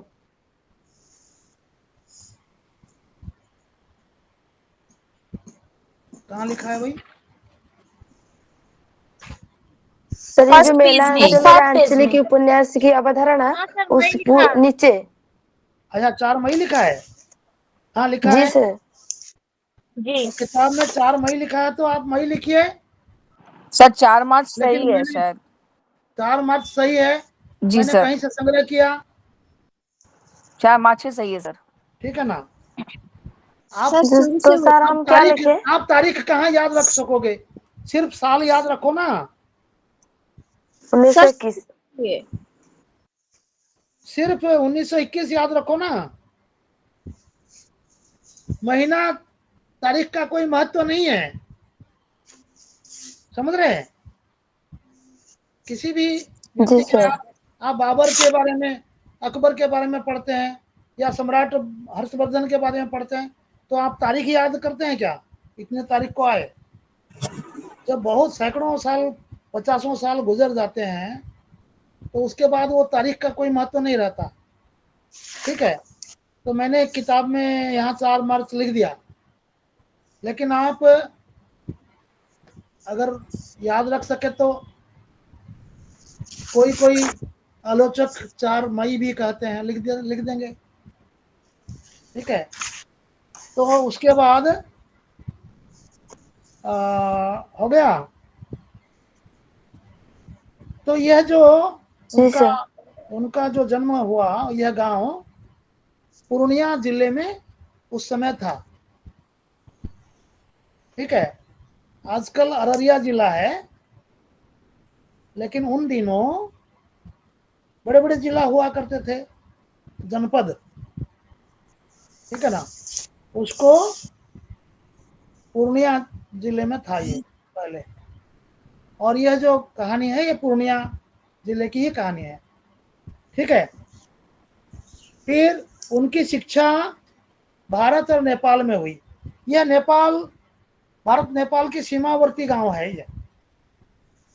ठीक है? फिर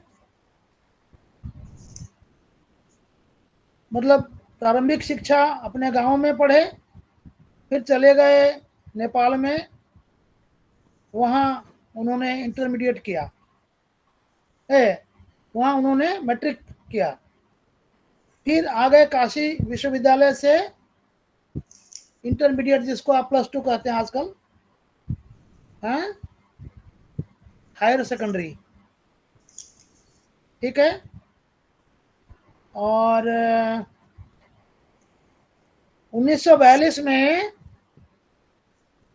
ये स्वतंत्रता संग्राम में कूद पड़े। ठीक है? स्वतंत्रता सेनानी थे ये। फिर 1950 में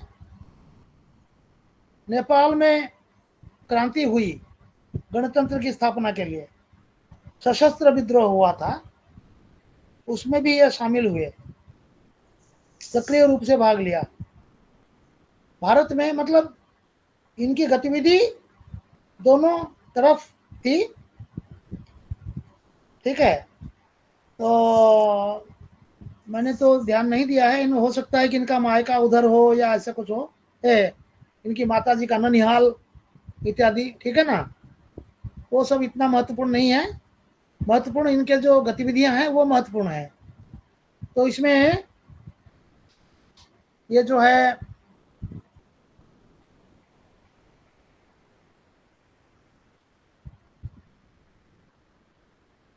पटना विश्वविद्यालय के छात्र संघर्ष समिति में सक्रिय भाग लिया इन्होंने। और जब जयप्रकाश नारायण की संपूर्ण क्रांति हुई 1977 में, 1977 में इंदिरा गांधी ने जो आपातकाल लगाया था 1975 में, और पूरा दमन चक्र चल रहा था, आम जनता त्राही त्राही कर रही थी।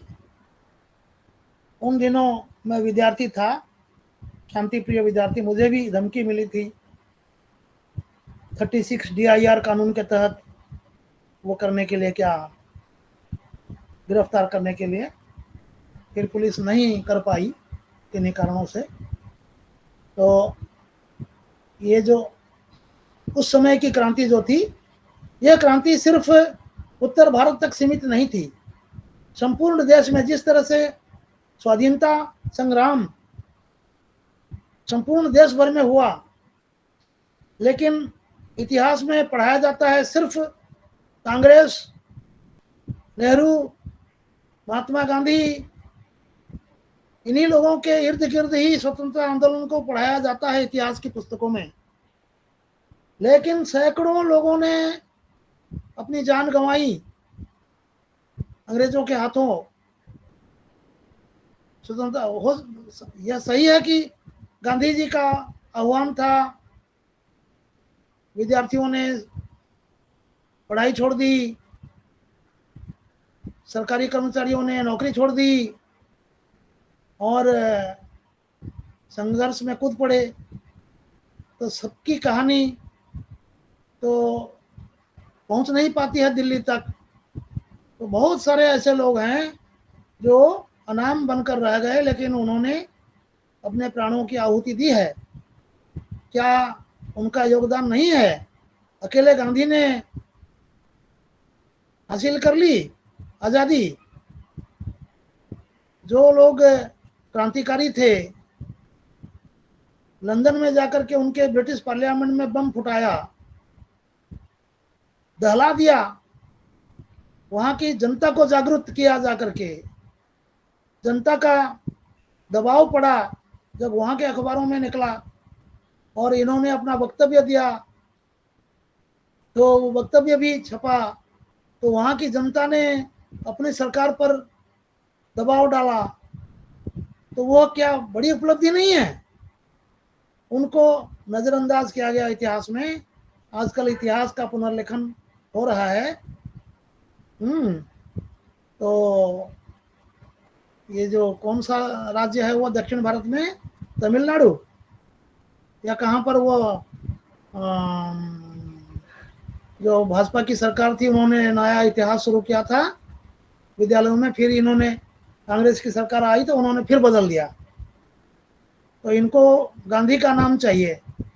गांधी गांधी गांधी गांधी होने से लोग बेवकूफ़ होंगे और इनको फिर गद्दी में बैठा देंगे, मानो यही लोग गांधी के उत्तराधिकारी हैं। तो ये सब चीज़ें जो हैं, तो उस समय जयप्रकाश नारायण की जो क्रांति थी 1977 में, उसको तीसरा स्वाधीनता संग्राम कहें तो कोई अत्युक्ति नहीं होगी, क्योंकि ऐसे कानून बना दिए गए थे कि आप किसी की आलोचना नहीं कर सकते। अखबारों का मुंह बंद कर दिया गया था। कोई अखबार सरकार के खिलाफ नहीं लिख सकता, अगर लिखे तो अगले दिन तालाबंद हो जाएगा। उड़ीसा में कुछ अखबार प्रजातंत्र में निकलते थी, समाचार निकलते थे, कहाँ? विज्ञापनों के अंदर घुसा के एकदम छोटे छोटे अक्षरों में कि वो मद्रास में राजन नाम के विद्यार्थी को रोलर चलाकर उस पर उसको मार डाला गया। रोलर चला दिया सड़क पर सुलाकर उसको, मद्रास में। वह समाचार, विज्ञापन जो है ना, क्लासिफाइड विज्ञापनों के अंदर जैसे कोई विज्ञापन देते हैं, उस तरह से वैसे समाचार छपते थे। हम लोग बैठकर उस पर चर्चा करते थे, दोस्त मित्र लोग। तो धमकी मिली थी, हाँ थाने में आ जाओ। तो खैर ये जयप्रकाश नारायण का जो संपूर्ण क्रांति थी उसमें फणीश्वर नाथ रेणु ने भाग लिया, ठीक है। और उसके बाद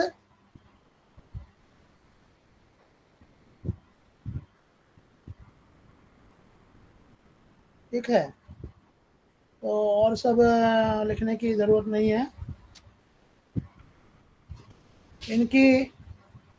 इनकी मौत हुई, गंभीर रूप से बीमार हो गए, ठीक है। और अगले पृष्ठ में देखिए तो 11 अप्रैल को भी सर, हाँ 11 अप्रैल 11 11 अप्रैल अप्रैल 1977 को। 1977। 11 अप्रैल, हाँ उस जी समय। सर। हाँ तो कितने पृष्ठ पर है बेटा, कितने नंबर पृष्ठ पर है बोलो ना। सर 8 पृष्ठ पर, 8 8 पर है। जी सर। हाँ तो ये जो संपूर्ण क्रांति में उन्होंने भाग लिया था, देखो दूसरे अध्याय में, दूसरे अनुच्छेद में पृष्ठ 8 पर ये देखिए क्या लिखा है। हाँ उन्होंने पद्मश्री उपाधि मिली थी उनको, उन्होंने लौटा दिया, आपात स्थिति लागू की थी इंदिरा गांधी ने, इसलिए तो उन्हें पुलिस की यातना झेलनी पड़ी और जेल गए, ठीक है।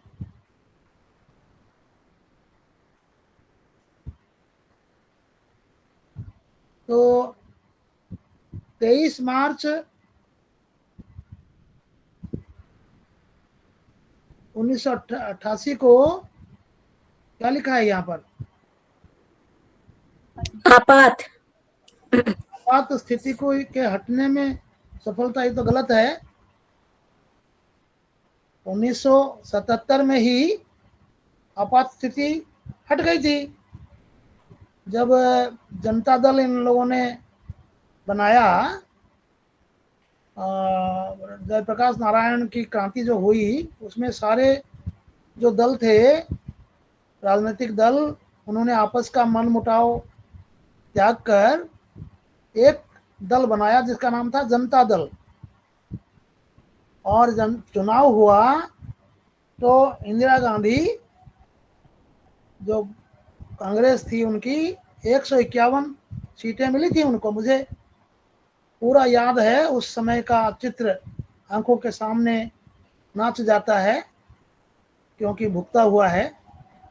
तो 151 मेरे मित्र लोग सब दोस्त लोग बैठ गए रेडियो के पास जा करके, मैं नहीं गया, मैं बोला मैं सोऊंगा।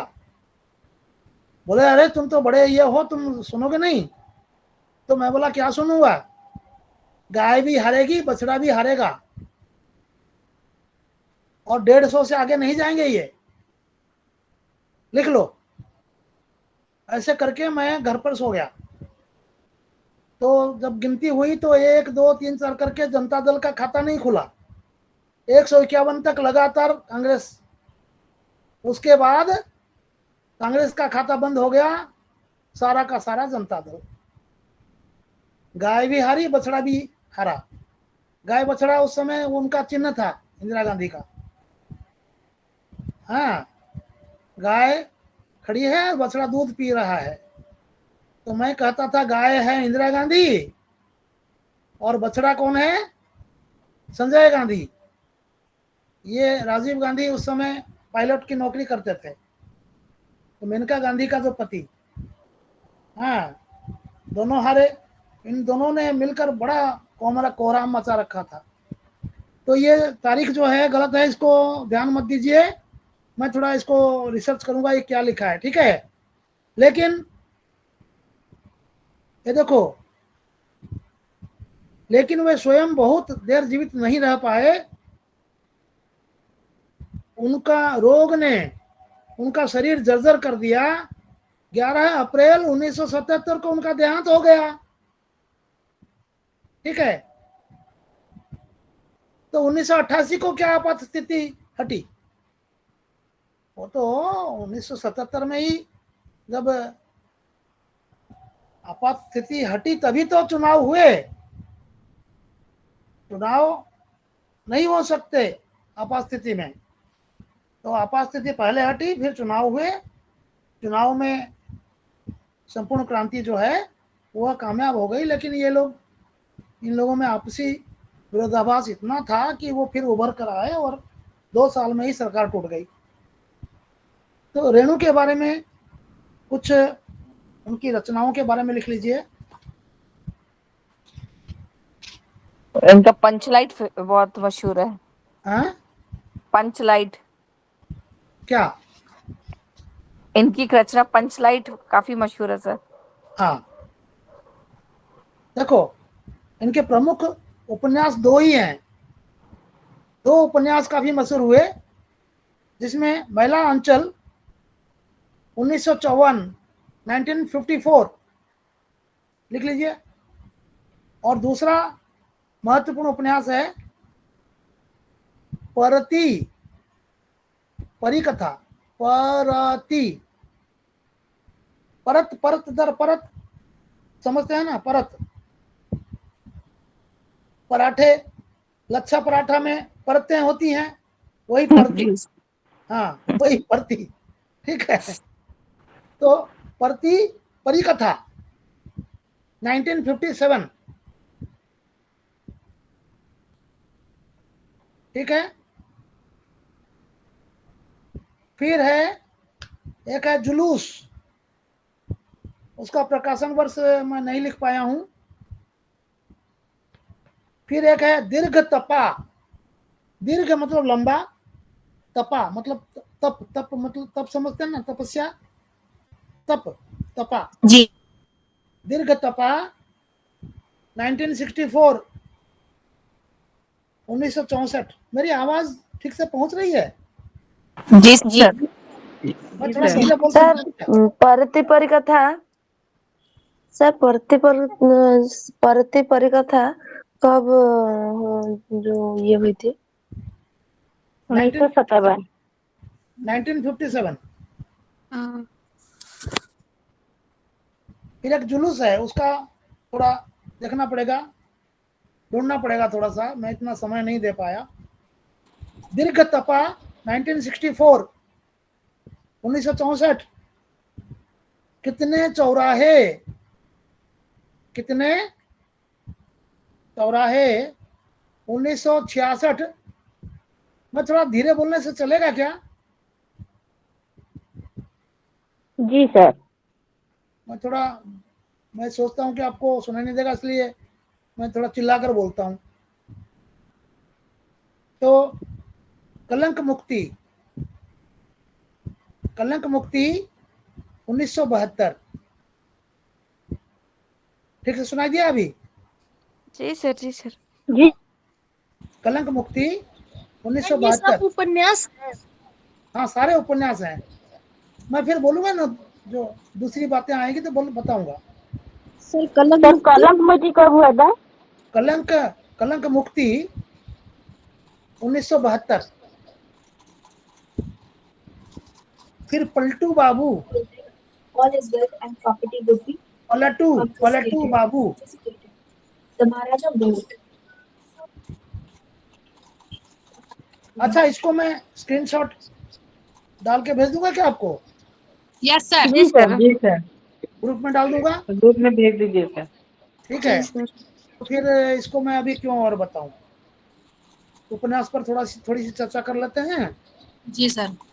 हाँ, फिर कल से कहानियां पकड़ेंगे। हाँ, तो इस उपन्यास में ठेठ भोजपुरी भाषा है, ठीक है।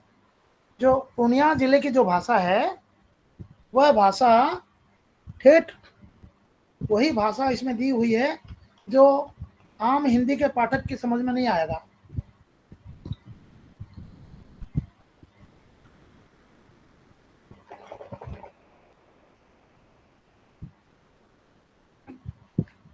तो खैर, यह आंचलिकता का सर्वश्रेष्ठ मतलब आधार है भाषा, आंचलिक भाषा। फिर क्या होता है, आंचलिक भाषा जब आप देते हैं तो उस कथा में एक लोच, एक विचित्र सी सुंदरता आ जाती है। ठीक है, जब हम कुछ कहते हैं उसके बीच में एक मुहावरा बोल देते हैं, जैसे मैंने कहा था संगोना नोड़िया भांगो, हैं? जैसे हिंदी में आप किसी से कोई आपको आप पर दोष थोप रहा है तो फिर आप बोलते हैं हाँ, उल्टे चोर कोतवाल को डांटे, करे तू दोषी मैं। तो उसमें क्या होता है, आपकी बात पर आप तवज्जो देते हैं, है ना। तो भाषा का सौंदर्य किस पर निर्भर करता है? शब्द संयोजन, वाक्यों की शैली।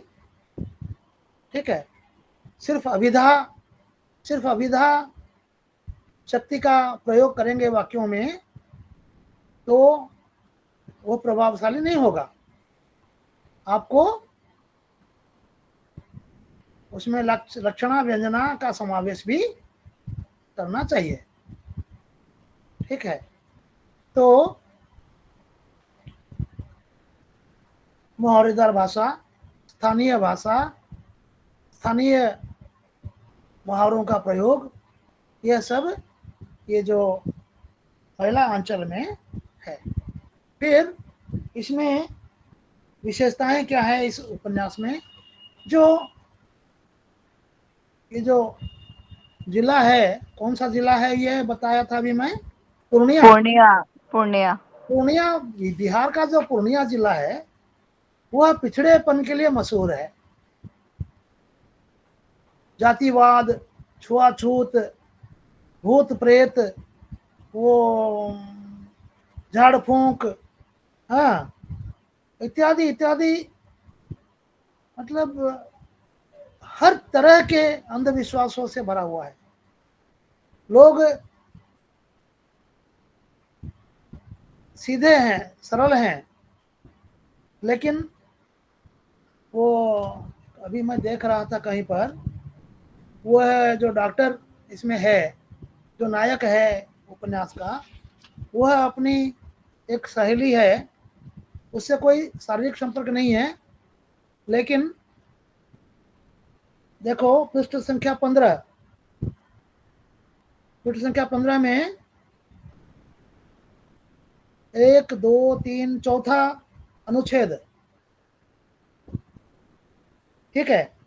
तो डॉक्टर कहता है उसको, गांव के लोग, हाँ यही से ना, देख लिया, गांव के लोग बड़े सीधे दिखते हैं।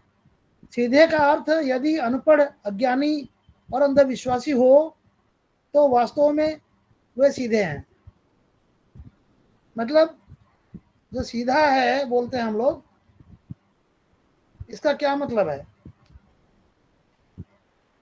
जो पढ़ा लिखा होता है वो थोड़ा चालाक हो जाता है, जिसे छल कपट बताना हो। हाँ, छल कपट नहीं है, निष्कपट। अनपढ़ है, निष्कपट, पढ़े लिखे लोग भी निष्कपट मिलते हैं, बहुत कम मिलते हैं। लेकिन गांव के जो लोग हैं, गांव में भी बहुत कूटनीतिक चाल चलते हैं लोग, इसका आपको अनुभव होगा किसी किसी को। लेकिन इस गांव के बारे में ये कहते हैं कि गांव के लोग बड़े सीधे हैं।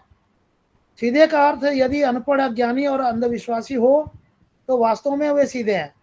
जहां तक सांसारिक बुद्धि का सवाल है, वे हमारे और तुम्हारे जैसे लोगों को दिन में 5 बार ठग लगे। जो मैं तो बता रहा था, गांव के लोग बहुत, हाँ, तिकड़म करने में भी उस्ताद हैं। और तारीफ यह है कि तुम ठगी जाकर भी उनकी सरलता पर मुग्ध होने के लिए मजबूर हो जाओगी। मतलब इतनी मायूसी से बात करेंगे, विनम्रता से बात करेंगे कि आप उन पर पूरा भरोसा करोगे और आप ठगे जाओगे। हाँ, मुझे लोग आज तक ठगते हैं। हाँ, मैं कुछ चाहता हूँ, उनको पता चल जाता है और आशा दिला करके वो ठग लेते हैं। तो ये जो चीजें हैं, क्या है ये? यह मेरा सिर्फ 7 दिन का अनुभव है। 7 दिनों के बाद वो अपनी दोस्त से बात कर रहा है डॉक्टर, वो भी डॉक्टर है, उसका नाम है ममता, डॉक्टर ममता, इसका नाम है प्रशांत बनर्जी। तो ठीक है ना, संभव है पीछे मेरी धारणा गलत साबित हो। मिथिला और बंगाल के बीच का यह हिस्सा वास्तव में मनोहर है। औरतें साधारणतः सुंदर होती हैं, उनके स्वास्थ्य भी बुरे नहीं। यह वाक्य देखो, उनके स्वास्थ्य भी बुरे नहीं, क्या यह व्याकरण से ठीक है? हाँ, उनके स्वास्थ्य भी बुरे नहीं, व्याकरण से ठीक है क्या? जी नहीं सर, जी नहीं सर। क्या होना चाहिए? उनके साथ, जी सर दोबारा बोलिए। उनके स्वास्थ्य भी बुरे नहीं। उनके स्वास्थ्य भी अच्छे हैं। नहीं, वो बुरा लगा के बताओ ना, अच्छा, व्याकरण क्या गलत है? बुरी नहीं, हाँ, उनका स्वास्थ्य बुरा है। बुरा नहीं। हाँ, है। बहुवचन स्वास्थ्य, बहुवचन भी है, एक वचन भी है, वो हमेशा एक वचन में ही प्रयोग होता है। उनका स्वास्थ्य भी बुरा नहीं, ठीक है, उनके स्वास्थ्य भी बुरे नहीं। एक और किताब में मैंने किसी का देखा था, तो लेखक लिख देता है, कोई जरूरी नहीं है कि लेखक ही सर्वज्ञ हो, ठीक है। तो इसमें कुछ पात्रों के नाम लिख लो।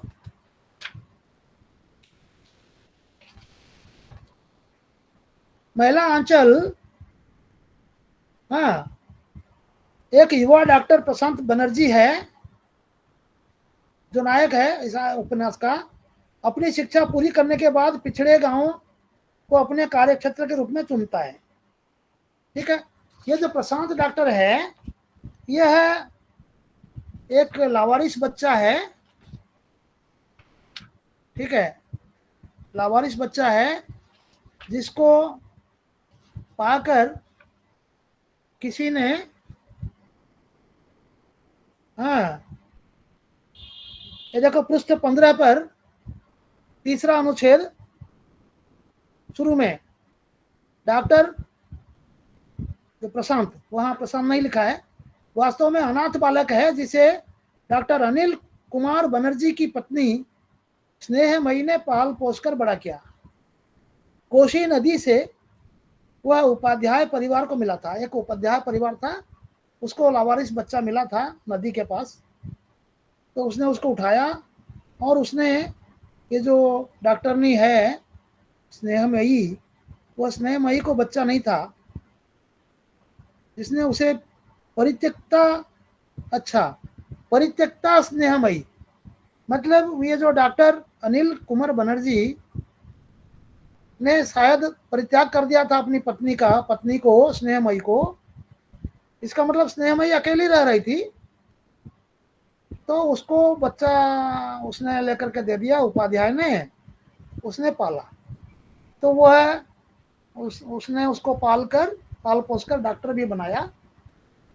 डॉक्टर उस जमाने में डॉक्टरी पढ़ने के लिए लोग विदेश जाते थे, पढ़कर आया और वह पढ़कर डॉक्टर बनकर वह नौकरी करने के लिए विदेश जाने की बजाय इसी गांव में रहने का उसने फैसला किया कि मैं जिस स्थिति से उभरा हूँ, गरीब जनता जो अनपढ़ जनता है उनकी मैं सेवा करूं। तो वह वहाँ रुक जाता है सेवा करने के लिए। सरकारी नौकरी नहीं है उसके पास, वह डॉक्टर बनकर स्वयं सेवा करने के लिए रुक जाता है। तो वहाँ वो पहली जो उसको पहला मरीज मिला वो एक लड़की थी, तहसीलदार, देखो अंतिम पैराग्राफ में है उसी में, तहसीलदार विश्वनाथ प्रसाद की बेटी कमला। हाँ, तो ये कमला जो है युवती है, यह युवती है। इसके विवाह के प्रस्ताव आते हैं और प्रस्ताव टूट जाते हैं। वो लड़के वाले उसको खारिज कर देते हैं। तो इसके मन में एक कुंठा बैठ गई कि जैसे मनहूस या क्या क्या सब बातें होती है ना, उसके लड़की के मन में गहरी चोट पहुंचती है। उसको बार बार अस्वीकृत कर दिया जाता है। वो गहरे सदमे में वो है, विक्षिप्त सी हो गई, गुमसुम रहना, ये करना, अजीब हरकतें करना।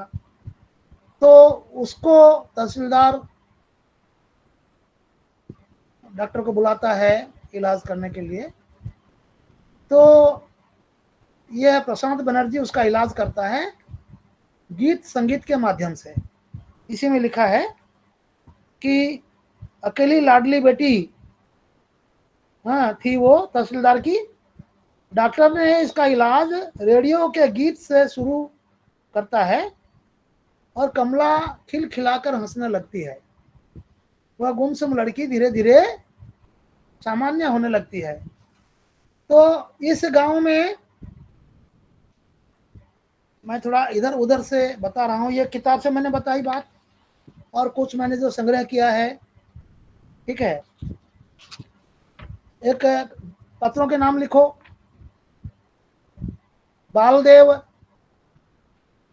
एक कांग्रेस कार्यकर्ता है, कांग्रेसी कार्यकर्ता, महात्मा गांधी का अनुयायी। और एक कांग्रेसी है वामन दास। दोनों में से वरिष्ठ है बालदेव, ठीक है। फिर एक है लक्ष्मी जो महंत है, दासी, महंत की दासी है। महंत का क्या नाम है? महंत का नाम मैं बताऊंगा, ठीक है। महंत की दासी है। मैं जो बताया था कि वो छोटी सी बालिका को मतलब कानूनी लड़ाई करके लाया है। वो कानूनी लड़ाई, इसके बारे में उपन्यास में कहीं पर कुछ जिक्र होगा। आप बड़ी किताब पढ़ेंगे तो हो सकता है मिले। तो खैर कैसे भी हो, वो उसको लाया है। और उस समय वकील को उसने कहा था कि आप चिंता ना करें, वो मेरी बेटी की तरह रहेगी। और महंत अकेले रहते हैं। महंत लोग थोड़ी शादीशुदा होते हैं, तो अकेले रहते हैं। काम पिपासा कहाँ जाती है इंसान की। वो चाहे महंत का चोला ओढ़ ले, चाहे प्रोफेसर का चोला ओढ़ ले, चाहे कुछ भी हो जाए, या प्रधानमंत्री बन जाए, काम वासना जो है ईश्वर की दी हुई चीज है। उसको दबाया है, जीत लिया है। जो कहता है वह लोगों को ठग रहा है, ढकोसला है। सबसे अच्छा यह है कि वह किसी को स्वीकार करे और खुले तौर पर कह दे कि यह मेरे साथ रह रही है। मैं परेशान हूँ, इसलिए मैं इसकी सेवा ले रहा हूँ, या दोनों हम लोग साथ रह रहे हैं एक दूसरे के सहारे के लिए। लेकिन झूठ बोलकर, एक नकली जामा पहनकर, तो ये महंत जो है, ये मठ का महंत है। मठ में लोग उस मठ को बड़ा पवित्र स्थान मानते थे। वहाँ आकर के सब अपना दुख दर्द भूल जाते थे। महंत प्रवचन करके लोगों को ज्ञान बांटते थे। लेकिन जब से उस बच्ची को वे ले आए, तो महंत के सेवादार भी तो थे ना। मठों में कई लोग होते हैं जो खाना पकाते हैं, कोई क्या करता है, कोई क्या करता है। तो उन लोगों ने देखा कि भाई ये लड़की रात को चिल्लाती है, ये करती, उसकी आवाज़ें आती है। सवेरे कोई पूछते हैं उस लड़की को तो वो गुमसुम रहती है, कुछ बोलती नहीं है। हाँ, इसमें आपकी किताब में उल्लेख है कि सुबह उसकी आंखें इसकी तरह कदम का फूल, कदम समझते, कदम्ब फूल, कदम्ब का पेड़, जी सर, कदम्ब का मैं फूल कदम देखा का है? पेड़ अगर माँ। कदम्ब का फूल, कदम्ब का फूल देखा है कैसा होता है? जी सर, जी सर, येलो कलर का, येलो कलर का। एकदम गोल है। एकदम गोल और बड़ा मुलायम होता है। हाँ जी सर। जी सर। अंदर से कठिन होता है, बढ़िया है, ऊपर बड़ा मखमली होता है, लेकिन वो पीला या लाल होता है? पीला पीला सर। पीला सर, पीला ही होता है सर। मैंने तो लाल देखे हैं। तो सर लाल जो है से वो कृष्णचूड़ा है। हट, जी सर, कदम्ब वो का कृष्णचूड़ा बोलते हैं उसको। कृष्णचूड़ा अलग है, लाल ये जो गोल है, तो वो एक सेवा में मैं आपको बताऊंगा बाद में देख के। हाँ, मैंने देखा था, लेकिन मैंने उसको नोट नहीं किया, भूल गया। तो उसमें वो था वहाँ पर मठ में, वो आदमी छोड़ दिया है काम, तो वो लोगों को बताता है कि सवेरे उस लड़की की आंखें कदम के फूल की तरह सूजे हुए होते थे और रात भर रोते रोते उसकी आंखें सूज जाती थी, इसका मतलब है।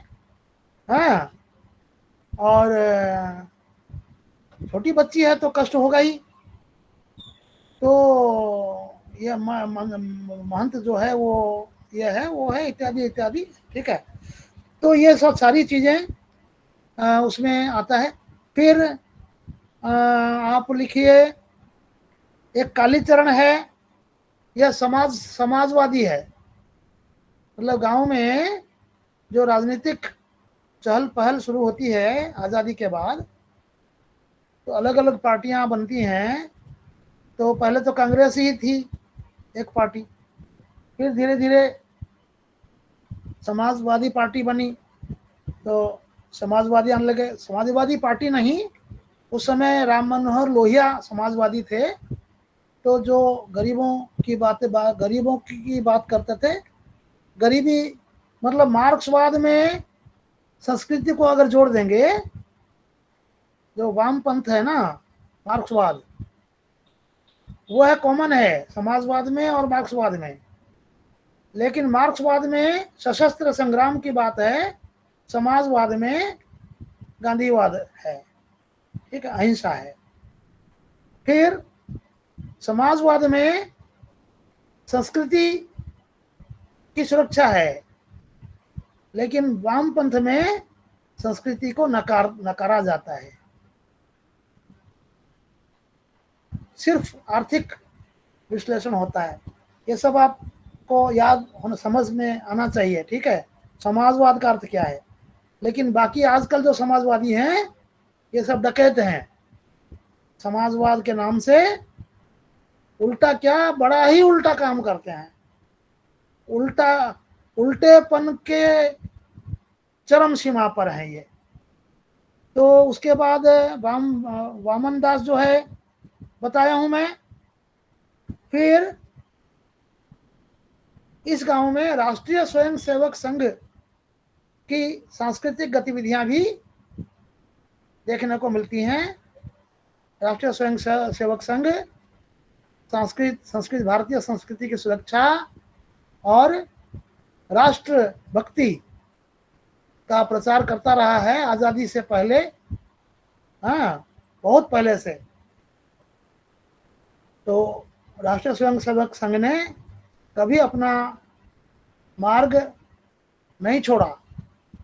एक ही मार्ग पर वो है, कायम है, राष्ट्रवाद और भारतीय संस्कृति।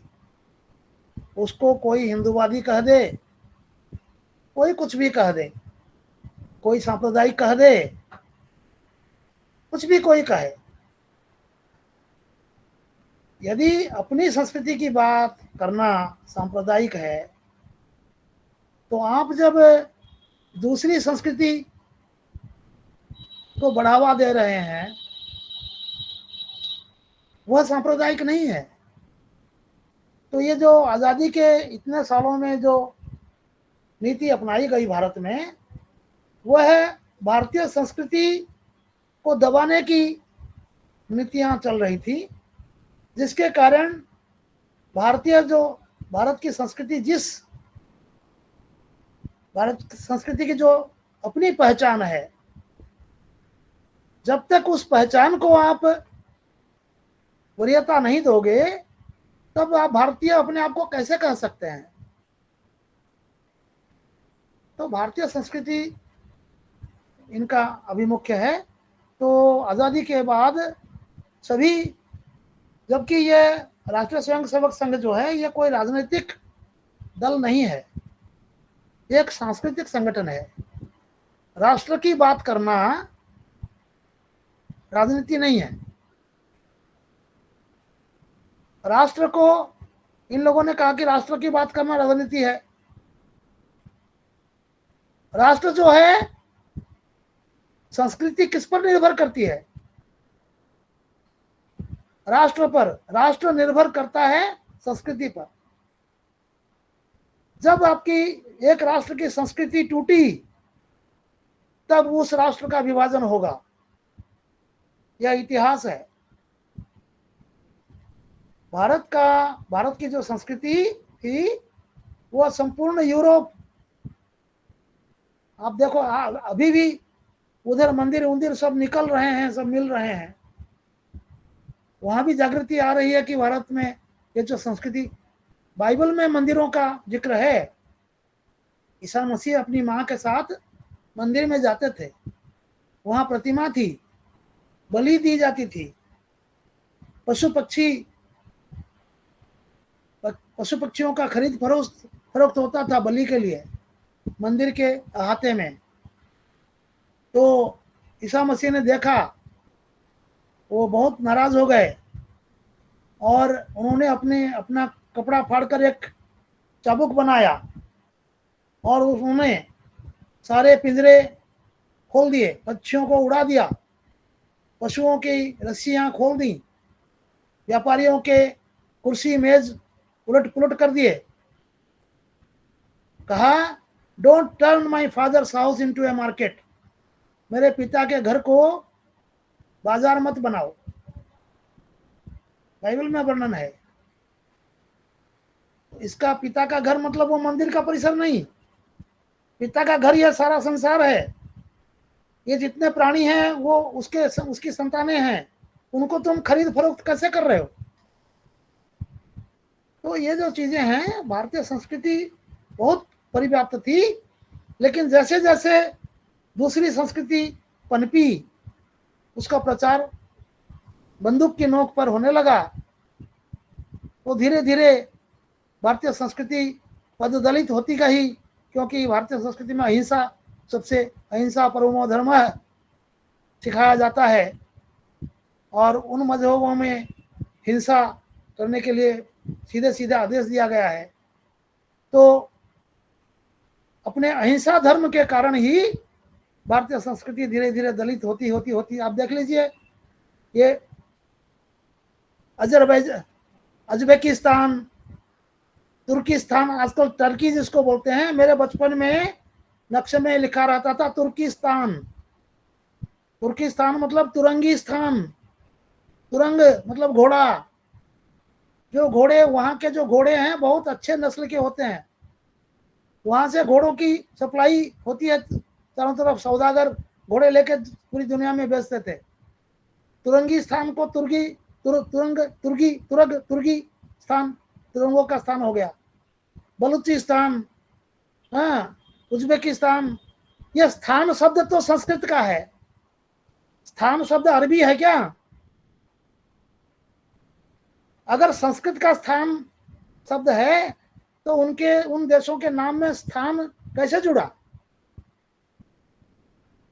ये जो चीजें हैं, बलूचिस्तान, बलूच एक जाति का नाम है, बलूचों का स्थान। आज वहाँ सारे मुसलमान हैं। एकदा जो कुषाण साम्राज्य था, आप इसमें देखेंगे, ये जो बाणभट्ट की आत्मकथा में, वो जो राजा देवपुत्र तुगल मिलिंद, वे कुषाण थे। भारतीय संस्कृति की सुरक्षा के लिए वे यवनों से युद्ध करते थे। तो कुषाण साम्राज्य कहाँ गया, वो कुषाण जाति कहाँ गई, वे सारे मुसलमान हैं अभी। तो जहां संस्कृति पददलित होगी वहां राष्ट्र खत्म हो जाएगा। फिर पाकिस्तान बना, बांग्लादेश बना, बर्मा जो अभी क्या कहते हैं म्यांमार है, वहां मंदिर, शिव मंदिर भरे हुए हैं, वह भी भारत में, भारत का हिस्सा था। श्रीलंका भी भारत का हिस्सा था। तो ये सब जो चीजें हैं, राष्ट्रीय स्वयंसेवक संघ कहता है कि अपनी संस्कृति को पहचानो, अपनी संस्कृति की सुरक्षा करो तो राष्ट्र सुरक्षित रहेगा। ये राजनीति नहीं है, ये संस्कृति की बात है। और संस्कृति के अधीन आता है भाषा, साहित्य, उपासना पद्धति, ये सारी बातें। और राष्ट्र जो है वो देवता के समान है। स्वयंसेवक संघ उसको भारत माता के रूप में उसकी पूजा करता है ये संगठन। तो उस गांव में ये आरएसएस का भी वो सब चल रहा था। कल इसके बारे में थोड़ा सा विस्तार से बता देंगे, ठीक है। और कुछ कहानियों के बारे में बताएंगे। कहानियां तो सारी पढ़ाना संभव नहीं है, लेकिन कहानियों का अध्ययन आप कैसे करेंगे वो मैं बता दूंगा। बहुत सहज है, मतलब जब तक आप छूओगे नहीं, उसको छुओगे नहीं, तब तक डर लगेगा। हम एक उदाहरण देता हूं। हम पानी से डरते हैं क्योंकि हमें तैरना नहीं आता। जब तैरना सीख लेते हैं उसके बाद बच्चे कितना आनंद लेते हैं पानी में तैरते हुए, उछल कूद करके आपस में पानी के अंदर मजाक करते हैं कि नहीं करते हैं? पानी में खेलते हैं। जी सर। लेकिन जिसको तैरना नहीं आता है वो तट पर खड़ा होकर के बड़े डर के डरी हुई आंखों से पानी को देखता है। मैं तैरना नहीं सीखा, मुझे डर लगता है पानी में जाने के लिए। तो वही चीज है, जब तक आप किनारे खड़े रहोगे, किताब को लोगे नहीं, थोड़ा सा पढ़ोगे नहीं, तब तक डर लगेगा।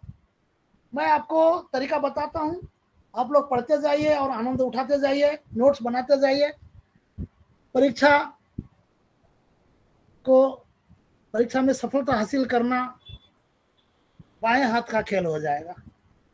बहुत खेल की तरह है, ठीक है। आपकी विश्लेषण शक्ति को आप जगाइए, आपके अंदर जो क्षमता है, और आपको कामयाबी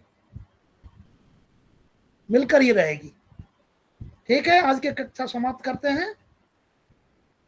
जय हिंद। जी सर, नमस्ते। आप लोग ग्रुप से जुड़ जाइए और नमस्ते सर। जो जिस ग्रुप में हैं, जी सर। जिस ग्रुप में हैं आप लोग, वो अपने उन ग्रुपों में भी थोड़ा डाल दिया कीजिए कक्षाओं का लिंक ना, तो क्या होगा, मेरा काम थोड़ा हल्का हो जाएगा। शुभ रात्रि। नमस्ते सर। धन्यवाद सर।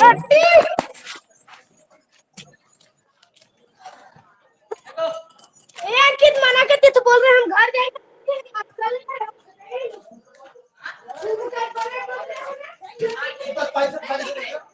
रुक